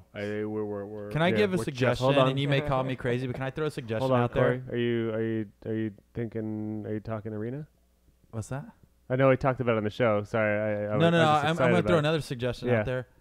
What would be the odds of doing another street event in California? Is that something that's just too far fetched? Yeah, I mean, Yes, not it is to shoot you quite down, Corey. No. Here's because that'd be cool. Corey, shut up, you Here- idiot. Wow. God, thanks, guys. Here's the behind the scenes. I think everybody, I get it. Everybody has an opinion. And Right. I totally appreciate that. And some people are really creative, and sometimes it does spur like, oh, you know what? We never thought about that. And so Right. I welcome that all the time. But there's also a lot of things that we do think about or have worked on behind the scenes Right. that people don't realize. And yeah, like we've looked into all those options, and not a lot of people know, but we tried to do a second year of that Red Bull event, and we were looking at, somebody said stadium. We're looking Right. at stadium. It's like the That's what I want. cost is ridiculous. We could probably rent every venue on the circuit, and it would not cover the rental of that one event. Wow. I'd assume that because that seems like the most exciting thing for me, and we've mentioned it on the show before. And you want it to be kind of like Irwindale. I mean, I think that's kind of what makes Irwindale special, is you have the stadium-style grandstand, and you are looking down at a bowl. So it's like, why can't you do something like a basketball arena, or like where they do monster trucks or something like that? But that's just cost prohibitive at this time. It is, and it's a boring, it's a boring answer, but yeah, that's, but that's what it comes. That's what everything comes down to. Yeah, exactly. That's a economy of it. It's like we could do it, but the way our company runs, I know it sounds boring, but we're talking about like all this stuff. But yeah, the way our company runs, like we're not going to deficit spend, meaning that we're not going to go, borrow for the sake of hype. We're trying to keep everything as organic and organically healthy as we can, and so we don't, like I did years past, we don't spend beyond our means. Right. So we will go as far as we feel is healthy and comfortable for the series. I think it's healthy to get 100,000 person stadium and just assume that you're going to fill the seats and sell tickets later. Sure, we can close down Times Yeah. Square and just There you go. go at The it. saying, if you have enough pyrotechnics and enough Vaughn versus Chelsea and Dean versus Osmo battles, you can't lose, right? We can just have them run the entire time. Yeah, there you Over go. and over, for sure. The top 4 times 6. Right. So that's optimistic. It sounds like there will be something in the works. There will never be a replacement, you could say, for Irwindale, but there can hopefully be other cool events. Right. And a personal question that I care immensely about: are we going back to Orlando? Please say no. Well, why not? Because it's in the middle of a swamp. Just as a survey. It's in the middle of a swamp. There's It's hot crocodiles as in the hell. track. I know you imagine you probably want to have a Florida circuit or something that caters to that audience of the country, but that track is, excuse my French, a shittier version of Wall. and it's hot and awful, and every driver that we've brought on the show pretty much says that's their least favorite track, and the facilities are obviously probably the worst. But you like it. Why do you like it? Oh, I like it Yeah. because we have fans in Florida. Yeah, we can do that at one of the other tracks. I know we've tried because it's been 3 different tracks. And why can't we find another Atlanta? Correct. Yeah, why? Why can't we just build Irwindale again somewhere else? Maybe that's Right, the idea. or I didn't even think a about few that. times over. You are right. We should Right. build Irwindale. Why can't they just take Irwindale's plans and build it in Florida or in There you go. wherever else we Because want to go to? Florida's weather is Yeah. So yeah, so terrible. what do you like about Orlando then? Yeah. I would say that the tricky part is always that's how complicated what we have to like bang our heads against a wall about is that, I mean, I get it. The weather for us Californians is really tough. Right. For drivers, I was you a know, Phoenician, by the way. Huh? I was a Phoenician living in 120 degrees in Phoenix and thinking Orlando was abysmal and unlivable. because of the humidity, Yeah. right? It's Yeah. I think Sam's hard. Sam's trying to hint that Phoenix is the next frontier. No, I'm hinting that Phoenix would be awful as well. And if you're gonna do it, in July, but Yeah. go on. I sorry. mean, that's the thing, right? October will be fine. There's so many variables, right? Drivers like and don't like certain things. Fans like and don't like certain things. Sponsors like and don't like certain things. And so how do you balance all that together? There's got to be some give and take and compromise somewhere. So yeah, I mean, if we're to leave Florida, for example, I think there'll be a lot of fans in Florida that would be like, you guys suck. We'd have to Right, leave Florida. But I mean, why did we come to why did we come to the Florida track, Orlando track, after we'd been to two other Florida Yeah, because tracks? you've been to Homestead Right. and Moroso, right? Right. So we were at Right? Moroso is Palm Beach International Oh, Raceway. right. So Palm Beach was great. The track layout was cool, but the paddock was not enough. Right. It was like, 2/3 of the vendors and the teams were on grass, and then when it rains, which it always does in Florida, everybody is soaked in mud. So that was a big issue, and we built stands there, but the potential of adding more was very limited. Okay, so that was that venue, and obviously Palm Beach is not a young person mecca like Orlando or maybe Miami is. So we said, look, let's go try Miami. There's a great NASCAR track. The infield road course seems pretty decent. We went there, and then we realized that that first entry, that configuration, that first entry blind turn, again, drivers were complaining about it. But we also realized that the configuration of that court, there was only one way to make it work, and we couldn't build grandstands any bigger than we already have. Right. So even if we had like 1,000, 2,000 more fans come, there's nowhere else to put them. Right. So we moved to Orlando because all car culture whatever data showed that Orlando would be a great alternative. We went, and year one at Orlando already surpassed Miami Homestead. Wow. Attendance. Yeah, in attendance. And but unfortunately, the condition of the track is not Homestead. Right. What- So how do we What about Daytona? The infield track in Daytona is amazing. It's got a there's been a few people that have like I would imagine like you can like not initiate the drift, but like start on the banking, lots of speed, total diagonal, and then just shoot into the infield. The thing is, it would be a cool course, but the other thing that you have to take into consideration is putting the spectators. Right. So that'd be the other thing. Yeah, it'd be great, but nobody's going to be able to see it. So that's the other thing I think when building a drift track, just me guessing, I'm not an expert like this guy, but I think that's also a portion of why a lot of these other tracks have already kind of been cut out is like, hey, it's a great facility, but how can I get my 10,000 people But up against the I believe Daytona course. has enough areas for grandstands for the infield because they do hold a lot of infield. Right, but it's racing getting where- into that section of the track and facilitating people crossing the track to sit there or moving them in certain areas. I could see it being very logistical. Yeah, I haven't been there in Yeah. person, so I couldn't tell. But here's another question for you that might be easier. If you can get rid of any one track on the stop, which one would it be? I don't know if you can be that. just into- like And I don't know if you Will, could be and that, you'll but win. if there was an opportunity, I don't know if you can answer that. Who's your but least is- favorite child? Yeah, What- which what- one?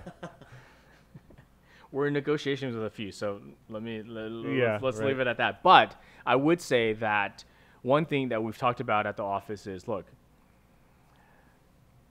in growing the sport, here's kind of a very simple benchmark, right? I have a potential sponsor that wants to come, Right. say AM. I want to bring them out to a event on the series. Is there a venue that you would not bring them to host them, to show them around, to Right. show them what the sport is about? And if there is, that's the one that's got to get phased out. Right. I can see that. Okay, so then let me ask you this question then. Could we see a track change next year? Outside of just the change for Irwindale, could we see another change potentially on a new track? Potentially. Potentially? potentially. Wow, Is what that a, more of what like a great answer. 50? I'm sorry. I'm Yeah, kidding, well, I'm what's kidding. are we at a 50-50, a 60-40? Probably at this stage of 50-50. I mean, there's all the venues that we've gone to, and that's our struggle, right? The fan base has been great, Right. and you know, we're the jackasses that would leave a fan base behind if we moved a venue. Right. Not At if the it's, same, not if it's close, though. I mean, right? If it's close enough to, you know, yeah. If you're in the same state or something Yeah. like that, yes. But again, there are other, you know, factors, and I'm not saying that fans aren't important. They are, and that's been kind of the, you know, the thing that's kind of like been the hardest. Otherwise, I think there could be some, you know, easy decisions. But again, I think there are so many different factors involved in moving venues. Right.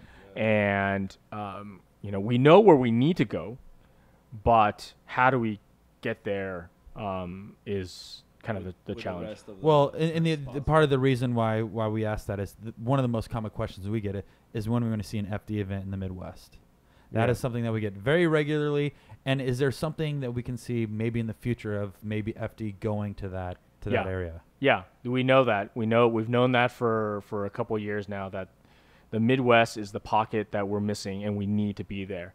The struggle for the last couple of years has been finding a venue. I think we have two potential, maybe three potential venues in the Midwest, you know, region. Right.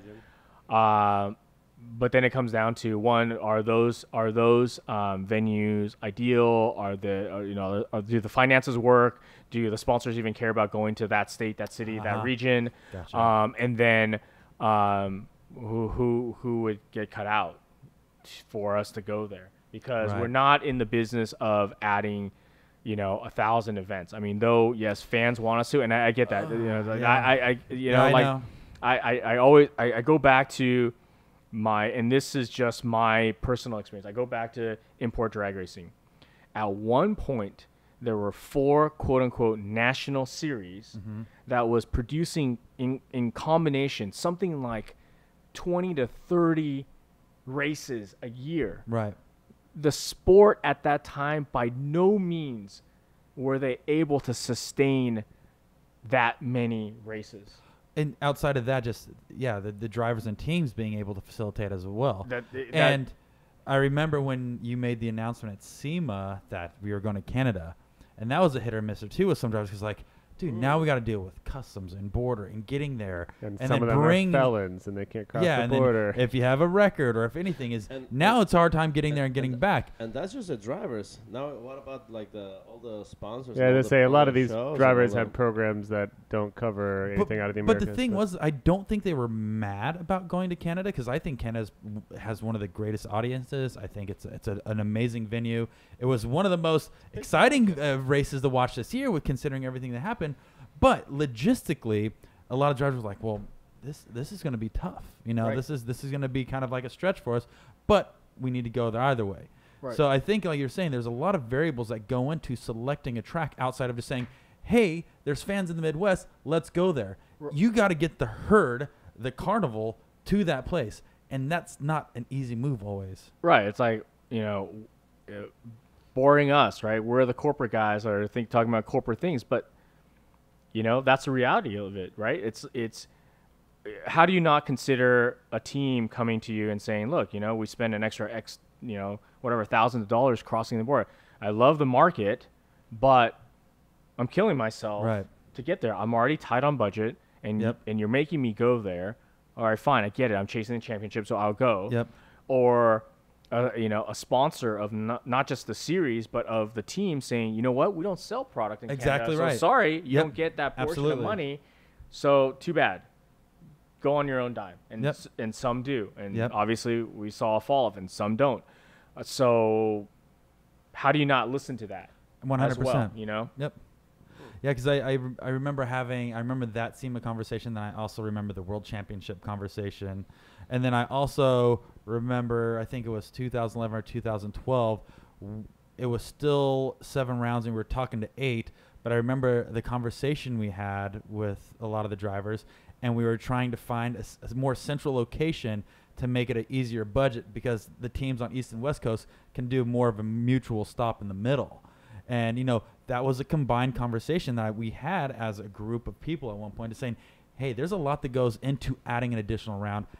Can we make it easier on the teams to come up with an extra 3, 4, 5, 10, 20,000, whatever it is, to get to that extra race? Because it is literally, once again, a full logistical process to get peoples and teams to that point.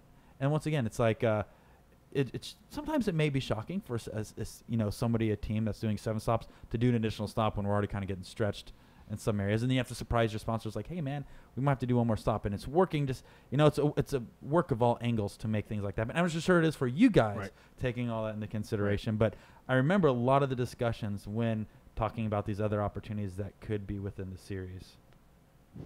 Yeah, pretty interesting stuff. I mean, I particularly looking at it as a fan is like, oh, we get an extra race. Oh, for It sure. doesn't get any better than that, right? But that's why it's so easy for them to judge. I think that's why it's so easy for the audience to judge that, because they think it is, oh, sweet, we get a bonus round. Well, to make that bonus round is a lot of freaking work on these guys, and it's a lot of freaking work on the teams as well to say, I need another $10,000. Yeah. I need to come up with this money now, because the thing is, competing in the series is not the expensive part.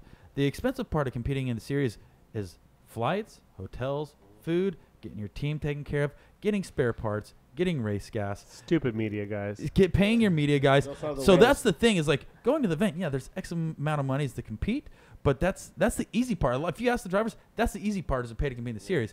It's everything else that has to go along with that to be there. So adding that on, it's like, oh, it's not bad paying the registration. It's bad getting my team there. Oh yeah. Unless, obviously, unless the funds were different. Very promising driver like Alex Hilbrun. He couldn't make it to Canada. Sure. He seems like he has a pretty solid. That's program. because he's killed a man with his bare hands. Yeah, so that was They- more. Yeah, that was more felony reasons. Okay. Nah, I'm just kidding. I don't think but I don't the- think that's true, but I you can't would say. you would imagine, he's a very promising. Oh, for driver. sure. He's coming, Some good coming strong. resources. Yeah, and the fact that he was not there is like, whoa, what? Why not? I mean, this is. Because it takes a lot. It just goes to show like how far this can make some teams like a little But that does answer uncertain. that does answer the question of why isn't there more rounds? Why isn't there?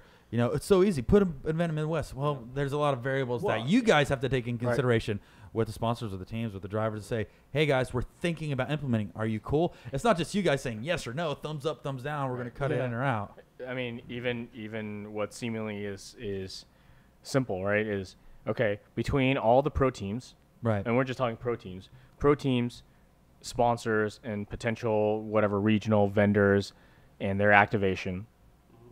We're taking up like 200,000 to 250,000 square feet of pit space. So, which venue in the Midwest has 200,000 square feet of ideally paved pit space? Right. Let's just start there, and then watch the list drop off, and then we'll go from there. Yep. So we You have know? option A and B. No, that's But anyways, okay, I think at this point we caught up. We are pretty much on 2017 already. yeah. We're like 2000. I think we're at Okay. 2015. I can't remember at this point. I don't even know. Sam, where do you think year-wise we're at right now? My wives? How many wives do you have right now? Well, we've got a couple. 2017.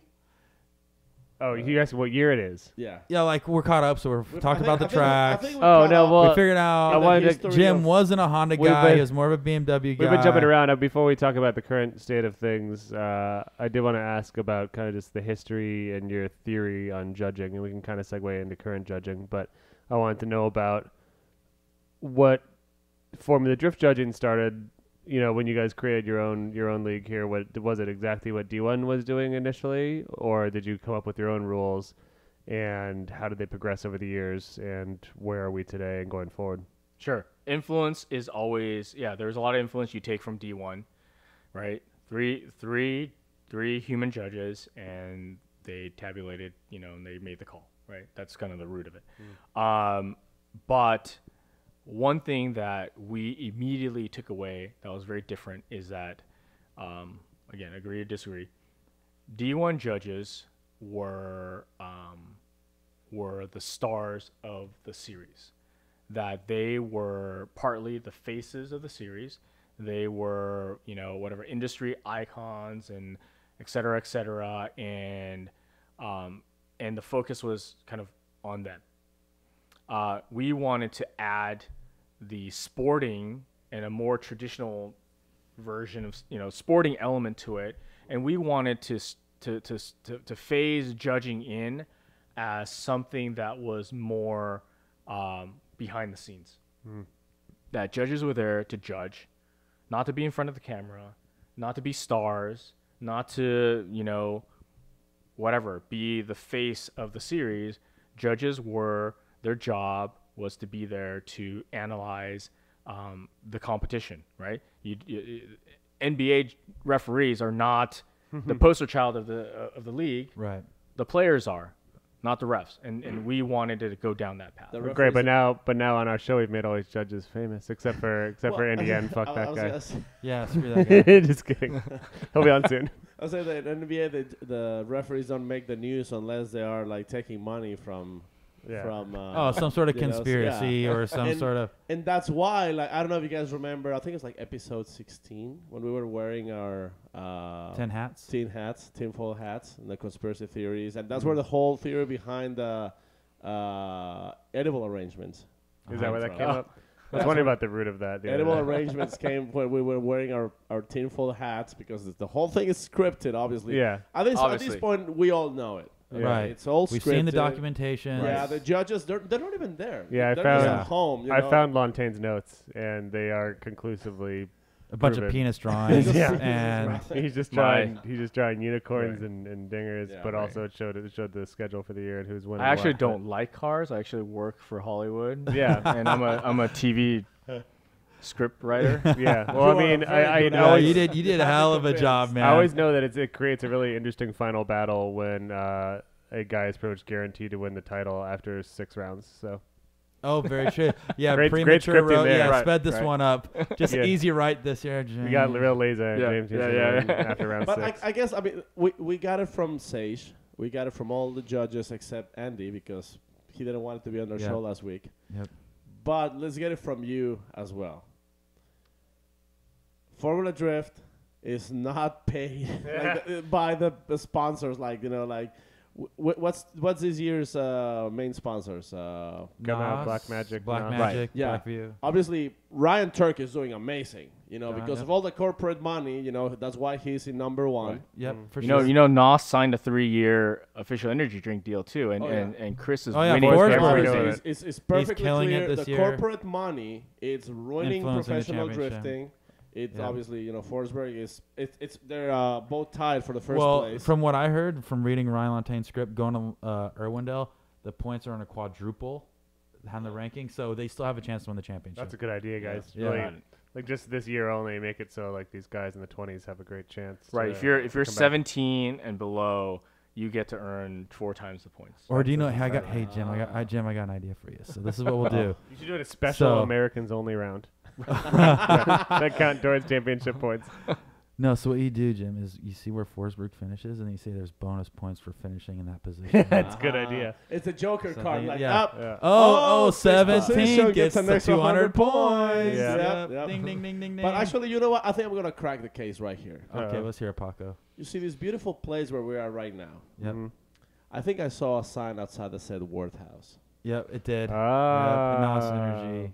So it's beautiful. Yeah, what's this roof? Is I this thought I was pulling up to James. On my roof, It right? is indirectly, right. It's indirectly. Yeah. Like this house was built by Worth House, and that's why James Dean is in first place.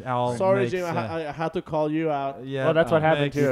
You caught me. Yeah. Oh, you got me. At the beginning of the year, James Dean and Piotr came in and they install roof. Yeah, install roof. No. They showed up and then Jim was like, you know what, my roof is kind of leaky. Like I do need a new roof. How good do you guys want to do this year? Well, that's and they were like 5th place, and he's like, I could do that for sure, but like, what about that deluxe roofing package you got? Oh man, if only. If only. Dude, Yeah, it'd see make that. life so much easier, I'm sure. No, so where I feel like there have been fewer judging controversies as of late, but what is the biggest weakness of the current judging system, and how do you improve it?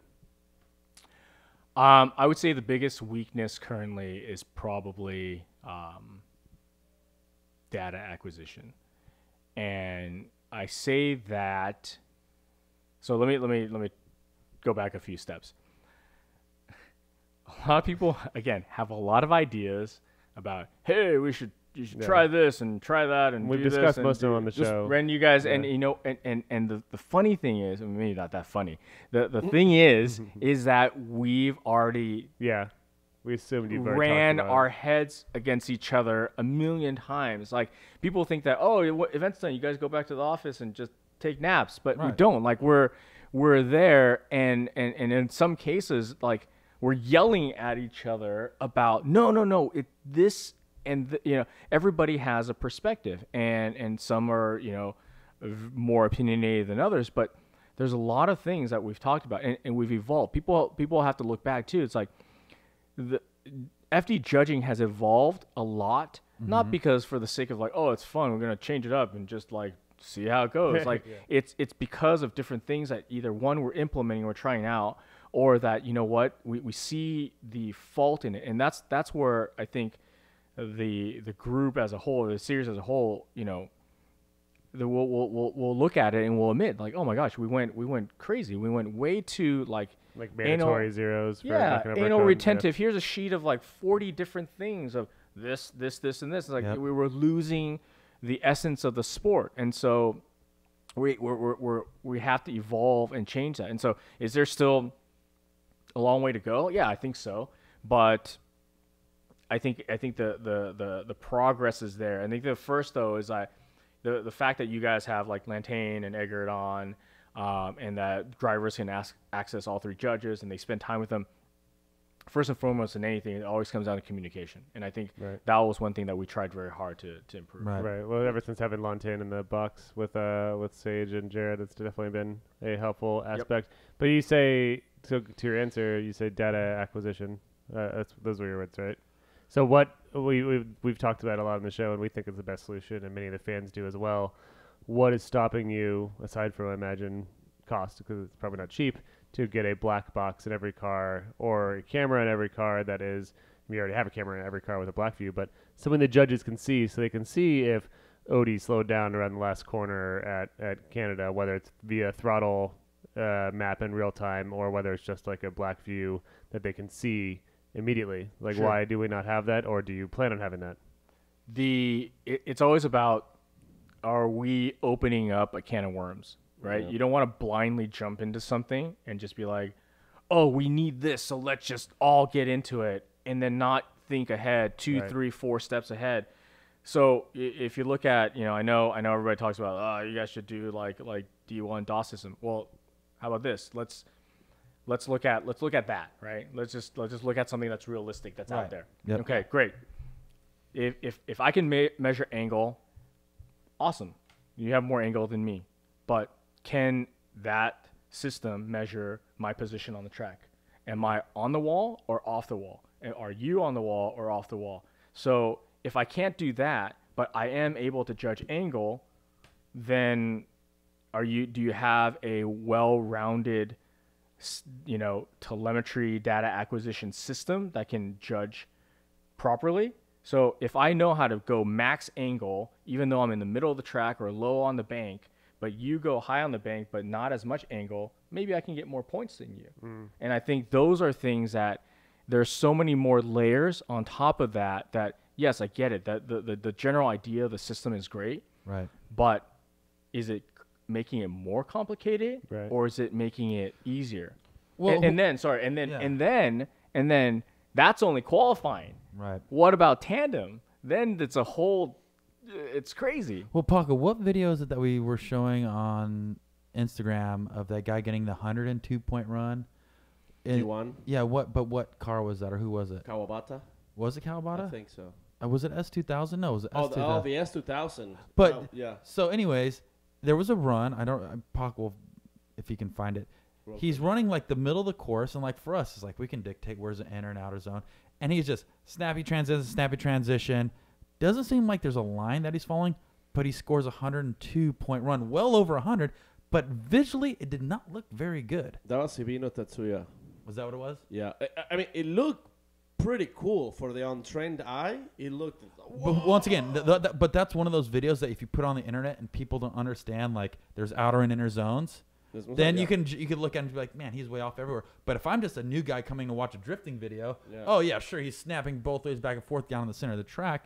But I think with the whole judging criteria, you can't necessarily use that because, like as Jim was saying, it's hard to justify that because you're not putting the car in the right spots if you have a correct line. But the machines are telling you, oh, he did everything right. Yeah, it looks great.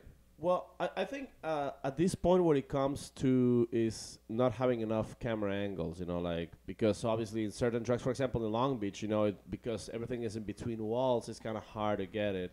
But I always thought that maybe one possibility would be to have a crane, like a very tall crane with a camera literally pointing down, kind of like what drone. We don't need a crane. But you're not gonna have a drone flying for an entire event all the time. You totally could though. Doing it wirelessly live, where you can just have a static camera hanging in there with a wire. I don't know. I mean, I just think it'll be a great way of seeing everything in one screen, the whole thing. You can just see the whole track. Up. That's it. He's slowing down here. He's not slowing down. But once again, here. Paco, that's one of those things that you can easily talk about. But what would you think the cost would be and on that's that? what I was going. I mean, Right. because since we had the guys that were in charge of the live stream. Actually, they made fun of us the other day because I made a comment on one of the episodes like, "Oh, just add another camera," and he immediately They all started laughing at you like, Jeff. adding another camera is $2,000. Like, oh yeah, it's so easy. Just add another camera. I mean, obviously, it's not easy. I'm not trying to say that it's easy, but I think the reward, the payout of doing something where you get like this overall picture of the whole thing without interruptions, without different angles. Oh, let's look at it from a different angle. I think a top view, it doesn't lie. You get to see the angle against the track. You get to see the distance, the perfect distance between a car and another one. And if you have the right measuring devices, you can see if the car is slowing down or not. Yeah, but that's a more realistic. That's more realistic to try to research and to see if it's doable and possible. Yeah. There's there's things that I agree that we need there's a lot of needs. Yeah. But are they helping, distracting, and we forget this is still a show. We still have to make the event flow. Yeah. That every judging run call can't take. I mean, people already complain about how slow it takes already. And I think it's pretty fast, right? Edgar mentioned, right, that we were kind of talking about. It's like, man, why don't you guys just what if we just put a buzzer? Make a call, and usually I think your first reflexes are pretty correct. But it's already taking some time. So imagine I need to download data entry, look at camera angle, 32 different camera angles. Like, oh my gosh, how long is that going to take? Yeah, Brian did bring up a good point for that because he follows the 30-second rule. And you may have been the one that brought it up to him where it's like, if you can't make a decision in 30 seconds because it's that freaking close, then they deserve to run again. It makes sense. That is, I think, such a simple solution. And other than it taking, time out of the show, I think it's something that people would still want to see because it is a close enough battle to say, hey, do you know what? I can't make a decision within 30 seconds, and I'm not going to nitpick for 10 minutes. Yeah. So let's do it again. Let's see who can find the dominant one. Yeah, I think if, like I was saying, it's like I think your natural inclination within the first 30 or 60 seconds is usually pretty correct. Right. Yeah. And you the more you think about it, you start doubting yourself, right? It's like when you go to a restaurant, you're like, oh, I want to eat this, and then you keep flipping the menu. It's like, oh, what about? And then you go back to what you started with. Right. We just do what Corey does and eat it all. Yeah, I just double down. Just order. Yeah, he literally does double down. All of it. Oh, so, awesome. and maybe is a good segue into kind of a similar topic and what should be our last topic until we get to Instagram questions. Actually, there's two topics we need to talk about. But we're probably hitting what you want to talk about, but we can't do the show all night, unfortunately, so we do have to maybe abbreviate this a little bit. But you recently announced that you are going to be teaming up with IDC and EDC, which is very exciting because we Irish Drift Championship, Yep. British Drift Yeah, Championship. so David Egan has been someone that we've had on the show and really enjoyed talking to, and has, I think, kind of been forward thinking in certain rules. Do you foresee adopting more of those in our series in the future, or that just doesn't really work? That being the kind of more extreme IDC rules. And extreme, I only mean extreme in that it's a big departure from what we do, such as the speed in which the event is run, and the quickness in which they must come to these judging calls, and no 5 minutes and no one more time sort of thing.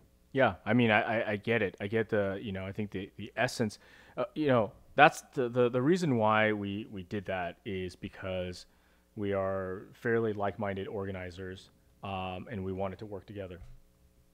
Not that this is the first of its kind. We've have loose relationships, with series, across the world. We have been, friends and in contact with people the organizers that run D1NZ, which is no affiliation to D1, but the New Zealand drifting series. Yeah. The guys that run ADGP in Australia, obviously, Dave and IDC and BDC, the guys that run Drift GP, which used to be Drift All Stars. Now the guys that run, the Gap Hill series. I mean, we have relationships with a lot of people, right. And some we talk to more regularly than others. And I think the timing is right with the influx of a lot of European drivers, that there needs to be a more clear-cut kind of way of advancing through the ranks and license gathering, rather than an open kind of petition and figuring out who's who and what series is what. Us and Dave talked about it, and I think we came to an agreement to do this, and I think it's right, and the timing's right. But back to your point, Sam, it's like, yes, I think we're never opposed to any idea. We will always take everything in consideration. We do not pretend that we know it all, but we will support our decisions with the fact that either we've done it and we've evolved beyond it or changed it, or there's some experience behind our rationale or our thinking of setting certain rules. And you don't want to implement something that is going to be catastrophic, of course. Right. But Dave does have some great ideas, some of which I think we've tried, and different series are different. So right. Whether it's like culturally or regionally or whatever, certain things just made vibe well, right? Or vibe better in one country versus another. But again, I think we're pretty like-minded. I think that's one of the main reasons why I think we're kind of opening these doors, is that we can talk openly and more officially about, hey, what are you implementing? How does that work? What are you implementing? How does that work? And be able to learn from each other and kind of progress the sport. So the short answer, and by no means do I mean this as a criticism, but like every answer you've given tonight is, it's complicated, Sam. Or it's complicated, Driftcast guys. It's like, yeah, I agree with what you're saying, but it's not that easy. Well, I got a question. I got a question similar on that topic. Is like, you're working with IDC and BDC. Have you thought about doing some testing with the Pro-Am series here in the United States? Because like you have Nick Dies Corey. Screw with him a little bit. You have a couple drift organizations out here that is a feeder series for yours. Have you guys ever thought about implementing certain or testing certain rules with the series within the United States as well? Yes. People haven't seen it, but there's certain things that we've tried in, like when we're doing FD Asia. We've tried certain things in FD Japan. Right. That not to say that we experimented there, but we've tried there, and we've tried it in Pro 2. Yep. And then we bring it to Pro. So yes, I think we have to be sensitive that the Pro-Am partners, they are their own organizations, their own companies. So there is a little bit of a give and take. Whereas Pro 2 we run, FD Japan, because it's a licensing deal. Like we have a little bit more leverage and say, and like, hey, we're going to try this, or we're going to change that. But yes, you're right. I think a lot of things can be done maybe on a grassroots level, and work its way up to Pro. Yeah. I mean, that's kind of like a good example, though, what we're talking about for people that are listening is like the tire size limitation that you've put on Pro 2. Do you think that that has been effective in implementation? And is this a test to see if it'll work in Pro 1? It's definitely a test. I don't know if we will bring it to Pro, but yeah, it's a way. It's a way to.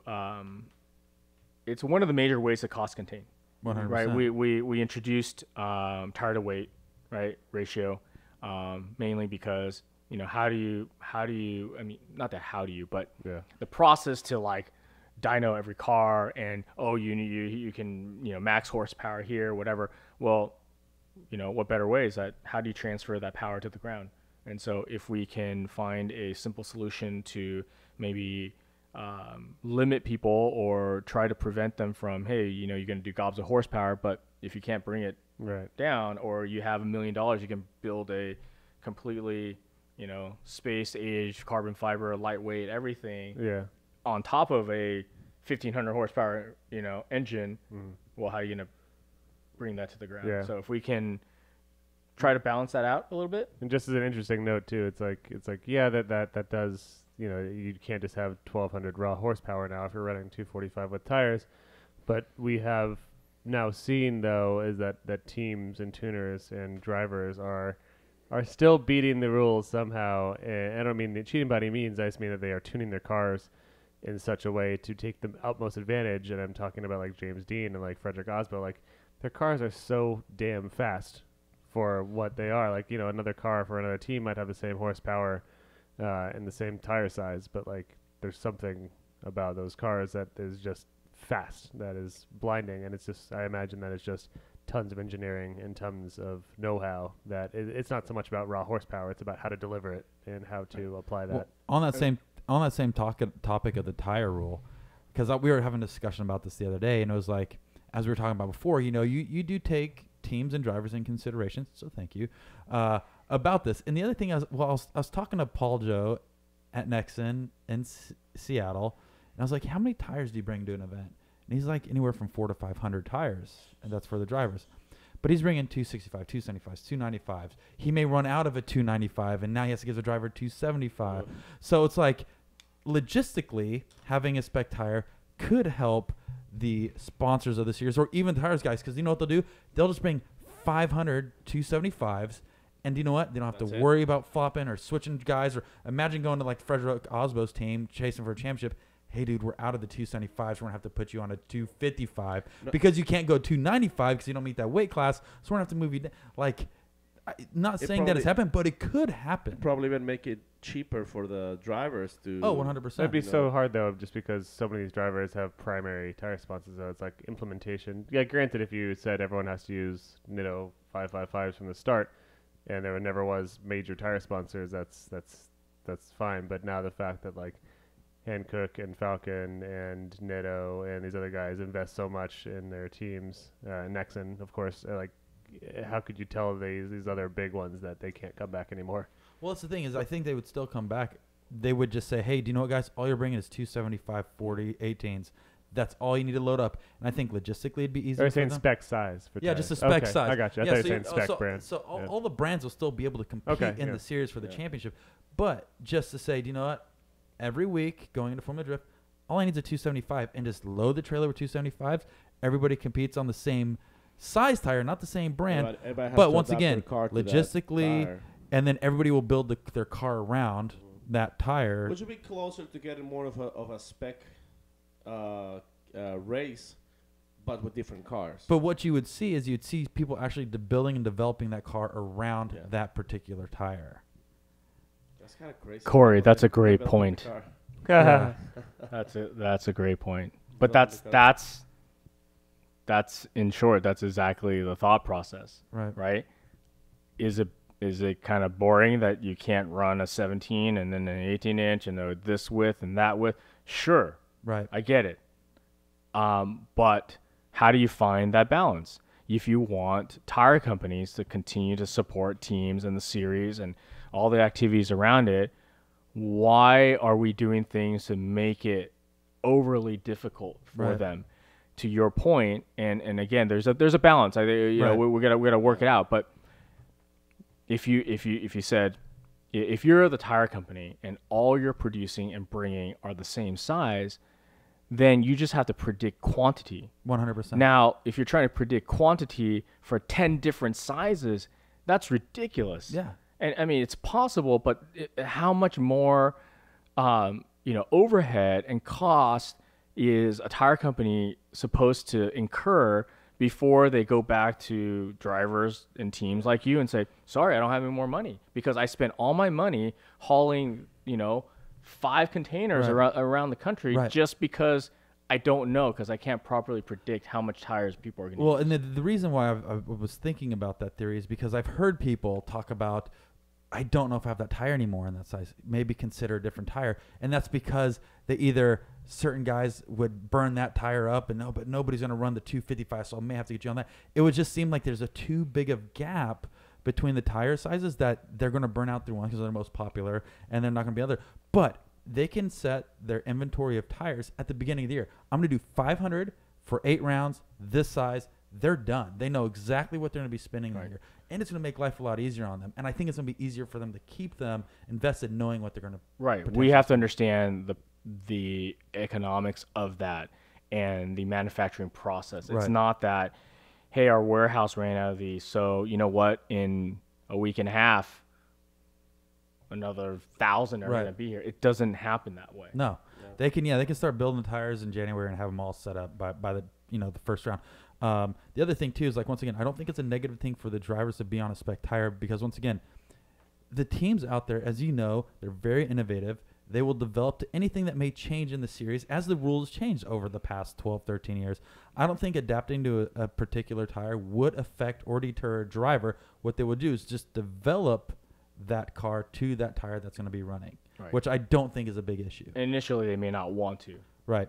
So you may have to tie it into a tire and a weight, like a minimum weight and a minimum tire size. But once again, logistically and make it consistently. It makes sense. That's why I like. There's something there, and it's something we're working out, and obviously we have that already for Pro 2. Yep. This season hasn't been too shabby. No. It's been really good competition that the guys have It's been kind of great. worked it out. Last It's really round good. Seattle was awesome to watch. But one of the things that, just going back slightly to the whole Formula Drift getting together with Irish Drift Championship, there's been a lot of talking on the interwebs saying that this was a reaction after the whole thing with FIA.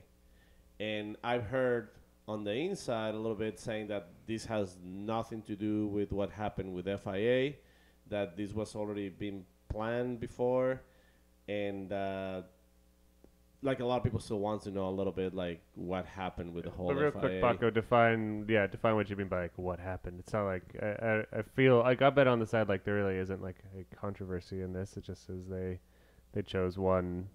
Well, I mean, there's promoter over there another, has but- there's a reason why a lot of people is thinking that this Yeah. alliance with Irish Drift Championship and David Egan seems to be like a reaction. Yeah, they because feel of, like it's adversarial now, which I'm not sure it is, but I guess we have someone here that can tell us. yeah. Not at all. I mean, like I said, we've had relationships with like different series for years, and yes, this was kind of the first formal announcement of the two series kind of tying up and saying, hey, we're gonna offer licenses and whatnot. Definitely not reactionary. I mean, if this was a retaliatory thing, why would I have spent the last 2.5 years flying to Europe and spending a ton of time? It's the most travel I've done almost ever, is because we were vested from day one. When we heard this drifting working group was being formed, we weren't actually part of the initial invite list to be a part of that group. We worked and talked and had people speak on our behalf to get us a seat at the table. And that was because we wanted to play a proactive part for the greater good of the sport to be there. Not because we had any intentions of the FIA or we had some motives. We wanted to be there because we wanted to make sure we were part of the conversation. If they're going to talk about drifting, that we need to be Right. there to talk about drifting. And we spent again, I personally spent 2 years of going back and forth. I mean, one event this year, it was like I couldn't make it because I think it was right before Atlanta. So, I mean, I was on a conference call from 2 a.m. California time to like 7 a.m. and then going to the airport to go to Atlanta. That's a time that we felt was valuable to contribute to this. And because ultimately when we first got into it, everybody was like, FI is going to take over the world. It's going to be like $1 million registration fees and all this kind of stuff.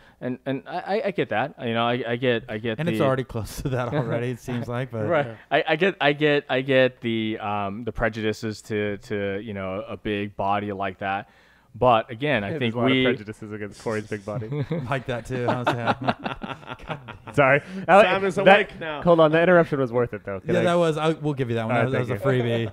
That was a freebie. So where was I? So back to yeah. So I mean, we had a pretty positive outlook that for us. We know that organizers had to give and take, and there was compromises. That, hey, maybe we would not run a Formula Drift World Championship. And actually, part of the reason why we actually pulled back from that is because we wanted to kind of fall in line with the FIA things, right. World of things and how things operate in their protocol of things. So yeah, we were there at the table talking about it because we thought that, a global kind of uniform rule or very close to a global rule set would be really good because we've always wanted to align and like I said, we had informal kind of like back and forth with different series. We wanted to align so that Chris Forsberg can go to Ireland or Australia or South Africa and not walk in completely blind with a vehicle or a competition format that was so foreign to him that it was a disadvantage in that he wouldn't be able to perform to his skill set, and vice versa, that we as Formula D would love to have drivers come from all over the world, and a lot of times there's obstacles and I've never driven in your format. I don't know your rule book. I don't know how to do that. So that was kind of our optimistic view of like, if the FI kind of implemented these things globally, it'd be cool because then we can get a lot more drivers going back and forth. Right. That was, that had nothing to do with the fact that we knew going in bidding for this Intercontinental Cup that obviously we had a shot, and we also, there's a chance that we wouldn't get. There was I think initially there was 12 companies that submitted bids, so we had a 1 in 12 chance to get it, right? Just like a driver enters a competition, have 1 in 32 chance of winning the event. There's 31 losers and 1 winner. Right. So that we were completely okay with that. We were completely okay that, you know what? I get it. Drifting started Japan. So but you guys must have had a pretty good confidence going into it. We thought our pitch, our angle, our story was obviously more compelling. We thought we had a better pitch.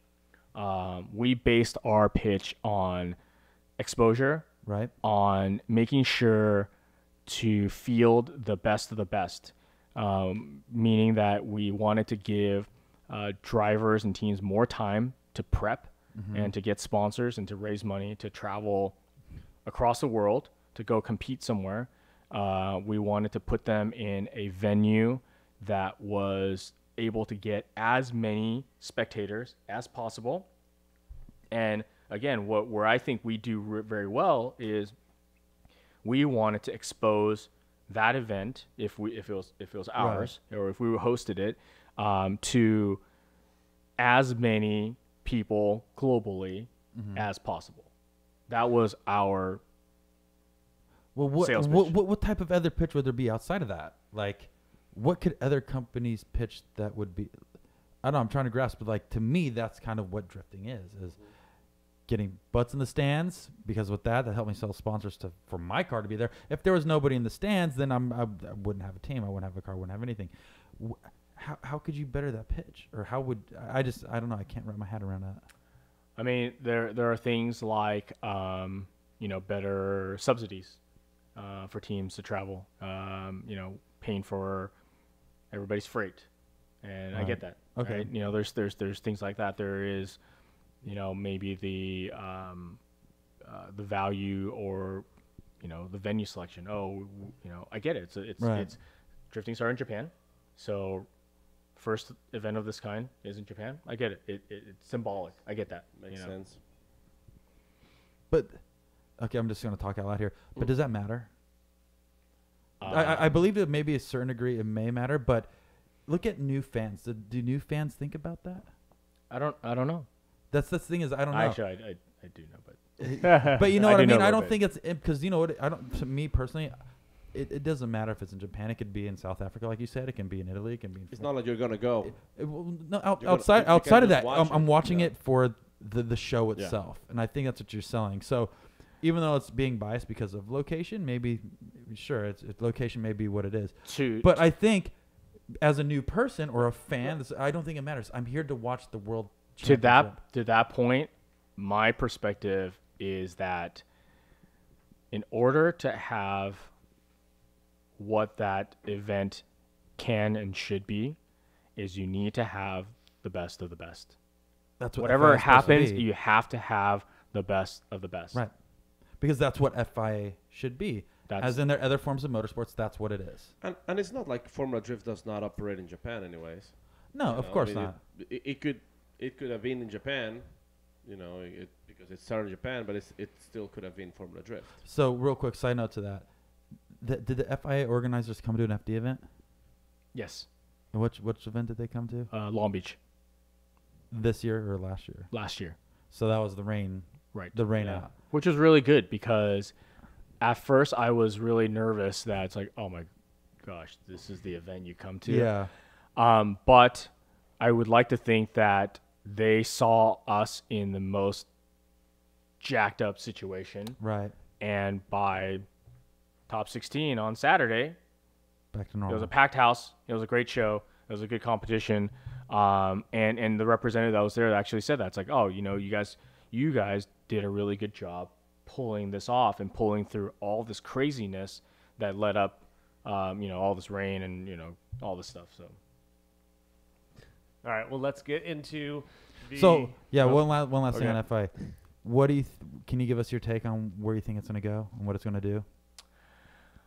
And are you excited about what's your quick take on it? Positive or negative, if there is any? I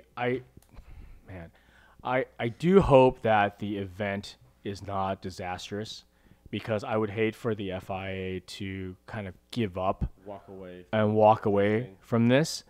But I do hope that there could be a lot of takeaways to say, oh, you know what? These are the things that could be improved on.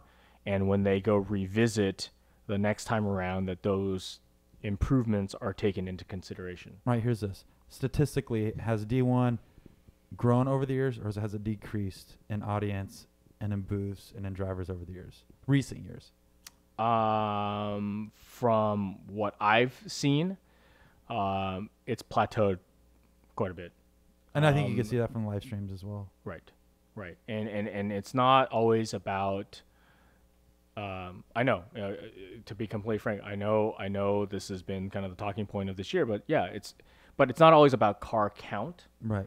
It's about entertainment value. It's about fans that show up. It's about companies that are interested and invested in it. You know, you guys we were just talking for how long about we need to get to the Midwest. I don't see that happening. They don't say, hey, you don't have a D1 event in Kyushu or Hokkaido, so we need to have a D1 event in Hokkaido. They're having, you know, a double header round in a lot of these venues.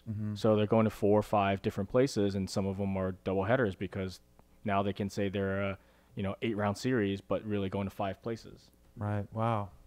Yeah, that's the thing. Is just I want to know statistically where is D1, because they're going to be influencing the FIA, and if it's something that you've seen or statistically numbers proven that anybody can see, it's D1 plateauing, is D1 decreasing, and is that going to affect how the FIA operates if it does put a bad taste in their mouth? Because I think statistically, number-wise, you guys could potentially provide better numbers, better car counts, better logistics, But Well, Formula Drift's operating pretty much worldwide. that's Runs another everywhere. positive thing, and that was my concerning factor of this when you hear about D1 taking over. It's like, man, you look at a series where you hear drivers leaving for certain reasons or switching to different series for this, judging is this, it put a weird as a driver. That's something that I think about. Is like, man, you're potentially putting a series in there that may not be at its prime right now, but they're going to try to salvage what they have to invest in FIA. Is that a good or a bad thing? If they would have went to FIA or D1 10 years ago when they're the number one talk of the town, new series FDs coming up, like, would that have been a better opportunity? And it's okay. Like, here's the thing, is I think organizations may have their run, right? Yeah. D1 may be the biggest run. Sometimes things don't last forever and new things come up. It's either get up, keep up the pace or get out. But people need to realize that rather than keeping the last string attached. At the same time, it's like we were talking on the previous episode. This is just one round. You know, Right. like, I mean, I don't think this is gonna be a merit deal that, like, that's it. We did it with D1 and we're just gonna stay with D1 forever. I think. Well, that's the It's next gonna be question. more Is of this a- under contract or is it multiple rounds or is it this one round? How's the FIA? I believe it's a one with an option to extend for a couple more years. So if planets align, everything goes well, it's satisfactory, they could have the opportunity to get the next couple of years. But like the But it's still like just the one round per right, year. like the Olympics. Okay. When it's time, they will put it up for bid and different venues that's not and too bad. promoters That's- can host It for. could And still no, it's be- not. Yeah, the misconception is that this is going to be like a World Series. It's not. It may eventually be, because that's the FIA kind of like model of things. They do like a Intercontinental Cup of sorts, or like a one-off, and it spins off into potentially somebody bidding to run the World Championship Series. All right, Sam. that's- Sorry, I had to throw a couple zingers out there for last, and I do have more, but I'm gonna save. We just got to get Jim on the next one, but go ahead. Are you ready to We go got some into the Instagram questions. This Yep. is usually the most scariest moment of the whole show, so hang tight. Sam, you want to fire this off? Yeah, Paco? sure. I'm just so these firing are mine up. questions, of course, that we told the internet. It said, hey, we're going to be talking to Jimmy Laws here, and what do you got to ask him? Well, I mean, like, we have to start with Macho Man Randy Sanchez. Yep. Is your first name Jimothy? That's good. That's very good. It's not, even though that's what Matt Powers calls me. Really? Nice. No way. My formal name is James. Thank you very much. Cool, James. But when I grew up, people used to call me Jimmy. Thank you, Sam. Yeah, you're welcome. Yeah. So depending on what you call me, I know when we were friends. That's exciting. You think about it. It sounds very like James Law. Yeah. Like, attorney at law. Yeah, I was gonna say Attorney. your face used to be like, on like a Avenger. Like your face like, used to be on a bus bench for, Or like a His face be on a shopping cart. or like a butler. yeah. There you go. Ren Fowler says, who in your opinion is the best drifter you've seen compete? Oh. Who's the best? I hate these kind of questions. I know, it's Who's your favorite? Who's the best? Who's Who's the say best? Corey. who looks the coolest? Who's Or here's this: It's so what relative. drivers have impacted you the most? No, he was thinking about it. He has a best. I mean, the best is always it always has to come down to stats. That's the the boring but easiest answer. Facts. I mean, Facts. I said this before. Like, granted, era, comparing eras is very difficult, right? Like, a really good baseball player, whatever, in the 60s compared to the 2000s, it's really hard to compare, even though their stats are, better or worse or whatever it is. But for Sam Hubinet to be able to hold his 9-win record Right. for that long, that it only recently did Frederick break it, Right. but like, this is 2017. He's had that since like 2007 or Right. 2008. Where the cars were completely different. Where the cars are completely different, Yeah. and the field of drivers, I would say, were not as deep as they are now. So you can, again, kind of, value or compare that. I would say that for Frederick to get to 10 wins as almost as quickly as Samuel getting to 9 wins.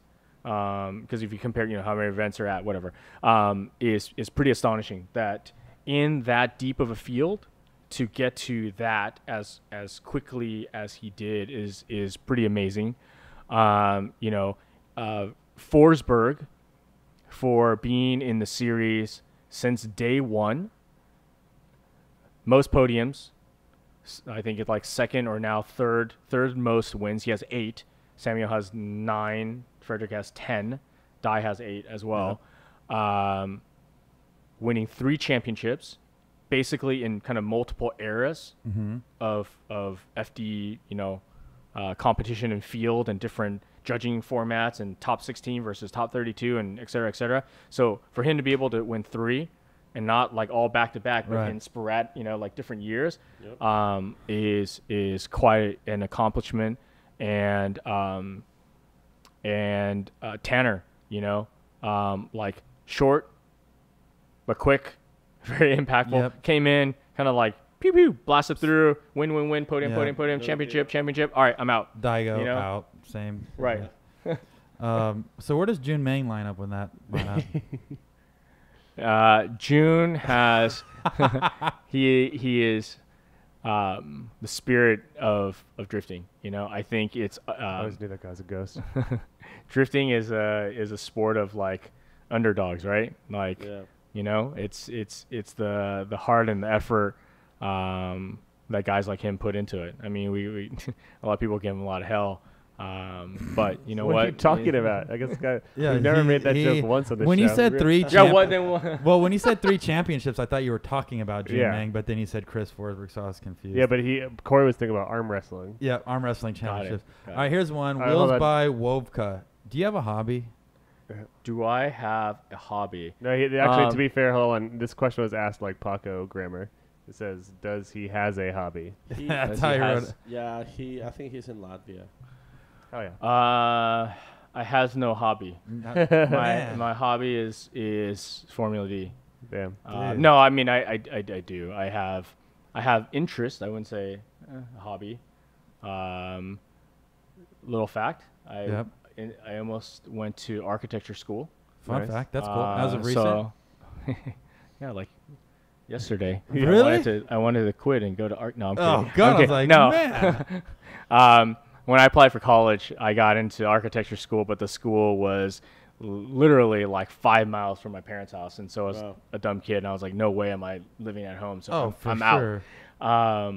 So yeah, I mean, I have like this is just like fun interest, like interior design stuff, like architectural stuff. Like I was like, I went to locally. There's a show called Dwell Show, like Dwell magazine's like an interior design magazine. I love stuff like that. So. Nice, pretty swaggy. Yeah, it's cool. Cool stuff. It's fun. It's like cars. It's like going to a SEMA show. You look at all the stuff that you can't afford, and you just dream that one day I can have that sink. I'm gonna get that mirror. That and that sink. Yep. I really like this one question I want to throw in there real quick from SR Chava 90. Do you really like Ryan J. Sage, or is it just business? I would think that after now 16, 17 years, I would think I like him a little bit to be able to like married to him. Yeah, it's pretty much. Married. We're like the funny parents of Formula D. All right. Fun fact. You guys just say marry, make love to, kill Ryan Sage only. What's your choice? Yes, All only 3. All 3. This is a question from the Hot Dog Lex XX69. Yeah. Okay. First time AKA commenter. Paco. Sure. Mies van der Rohe or Frank Lloyd Wright? Just saying that you were. Oh, Paco's trying to into flex some. You were into architecture. First. Mies van der Rohe or Frank Lloyd Wright? I don't even know who that is. Oh, interesting. I mean, I think the popular answer is Frank Lloyd Wright. But less is more. True, but still. I'm having a moment. Still, right here. I'm sorry. very. I mean, but he is. Frank Lloyd Wright was impactful, very impactful. Okay. I'm with you. Sam, sorry. Sam, what about you, Harry Berry or Scary Larry? I was just about to say Scary Larry is probably my choice, but Harry he's been there from the start, and obviously everyone knows him, everyone loves him. I wanted to ask this before you guys moved on, but you didn't let me. But anyway, back to the Instagram questions. There was a really good one here. You had time to look for it. There you go. Officer Dan, who is Byron anyway? Who is Byron? Who is Byron? The dreaded Byron. Nobody. It's a mystery. I was trying to find an analogy for that, but I'm not fast enough. Like Ooh. who is what's a Game of Thrones thing? Who is the I man would with say no name? I would A well, man say has no name. The man has no name. Byron has. Yeah, no Byron reason. is Frank Lloyd Wright, the guy you just talked about. Thanks, Corey. Yeah, so fun. But Damn it, that's the most frustrating thing this God, year. You guys this- and your what? who is Byron? What is? I'm not hold on. privy. I don't like it. So what's your take on the 28 car field? Hold on, just real quick. That's from Scary Larry 44. What's your take on the 28 car field? I mean, And is it because of the Pro 2, some of the Pro 2 drivers are seated, which take into account Pro 1? But what's your take on it, just real quick? yeah. I mean, it's kind of shitty, but it's difficult because we're relying on drivers and teams to put programs together. Right. I think, Ryan or Brian Egger touched upon it. Like, they said they weren't intimately involved. I am. Right. We licensed a good amount of people, Right. and some of them were very me, please, look at me. Let me sell you my record, my reason, and granted, we're not saying that, oh, you just give us pressure and we'll give you a license. That's not the case. But there's a number of drivers that put a pretty compelling case in their petition to warrant a license. Right. And we gave them a license, and they didn't show. So, So unfortunately, obviously, we're suffering the wrath of Mr. Byron and others for it. But that puts onus back on us. Like we're not making any excuses for it. That puts kind of pressure and work back on us to really educate and help drivers to hey, look, these are the attributes of the series. We still go into companies or even talk to drivers and say, hey, our guys they bust their ass and they work on these post-event reports. Right. That has all the stats. Right. How many people came? How many people watched? Where did they watch from? Blah, blah, blah. All this information that our guys put together. We put it out there. Hey, when's the last time you opened up a post-event report? No idea. Yeah. Shoot. Well, It's that's like, we want to help you. Right. We really do. And we're really trying our best to add new things. When we brought live stream, that was a new thing. This year we added the app. There's been like 40,000 downloads. We're improving the functionality of it. But those are all things that, that aid in building a fan base. Because when we build a fan base, where do they go? They're pointed at you, the team, and the Right. driver. So how many petitions do you think you guys? Okay, so if every driver had the budget to go out and compete, how many drivers do you think you would have with the based off the number of petitions that you guys approved for Pro 1? Probably like mid-30s. Like Mid-30s. realistically, like mid-30s. So you had mid-30 We- people approved. So if everybody would have followed through with their petition, you would have had 35. And then 36 if you didn't have people that fell off, which we couldn't predict, but right. That's what I was gonna. That's what I was McQuarrie, saying, Mordaunt, we lost those um, guys. Sharifo, the Thailand guy, yeah. Farouk. There's a lot of drivers that were like pretty much there and they just didn't show And up. the other Right. thing, for credit for the series, is you guys can't give out 60 petitions. Say, do you know what? We can't count on half of them showing up for any out because all 60 may show up. Right, and this is like everything else. Fuck it. I hate repeating myself, but this is like everything else I was kind of talking about. It's like there's multiple steps in this. We can't. The reason why we went to a licensing system is because if you have 70 drivers, where do the sponsors go? Right. Yeah. Are we Yes, are we that's are a we good point. helping? Are we helping or hurting if we say actually there's only 35 licensed pro drivers? If you want pro drivers, these are the 35 that you need to look at, not these 70 or 80 or somebody that claims that they're coming to, oh, I don't even need a license. I'm coming. Right. I'm going to build a car. I'm coming. We've seen many of those where companies get burned. They say they're coming. They say they have a good whatever proposal. They get and then nothing happens.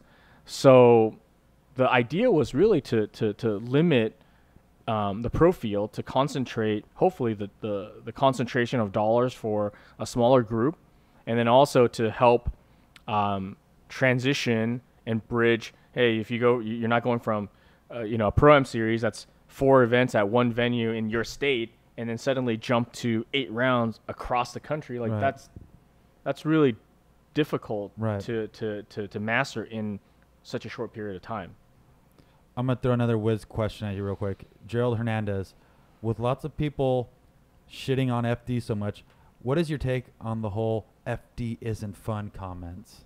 But finish. I'm not going to finish it. No, it doesn't need to be. Well, I thought it was very interesting, but anyways, No, but it's not. it is. Yeah. I mean, No, because he's making a good point. It's more of a statement like Like okay, what is your take on the whole FD isn't fun anymore? How is it not fun? What's about something pulling the handbrake right next to someone 100 miles an hour is not fun? Yeah, how So is yeah, that so not he, fun? I mean, well, that's what he's saying. Yeah, but Yeah. I wanted to get his non-biased suggestion thrown at him. Yeah. What is your take on people saying, "Oh, FD is not fun. It's not fun of drifting"? if it's not fun, then why is every venue at capacity? Yeah. Right. If it's not fun, then why are we live streaming to more people than we've ever have? Right. I guess that's, I mean, there's something fun to that. Yeah. Yes, it's not, I get it. Yes, it's not fun when it becomes overly corporate and drivers need to, they feel the pressure of making sure that they appease sponsors and, things like that. But, unfortunately, we're the old man on the block. We're the quote-unquote establishment now in drifting. There's others that are anti-establishment, anti-us. That's fine. I get it. They fill a space too. So, love it or leave it. But the attempt that we're having is that we're trying to create and operate a top-tier professional series. Yep. And hopefully that transitions or that translates to drivers being able to make a career out of this. And That's a great point. And make a living. Right. I like to think that up until this point, yes, there's a lot of drivers that struggle, but photographers, mechanics, truck drivers, tire changers, people at home doing graphic design, web Concessions. design, concessions. When we are the Podcasters. Yeah. podcasters, Yeah. when we are bringing the most bodies to places like Irwindale, Wall Speedway, Orlando,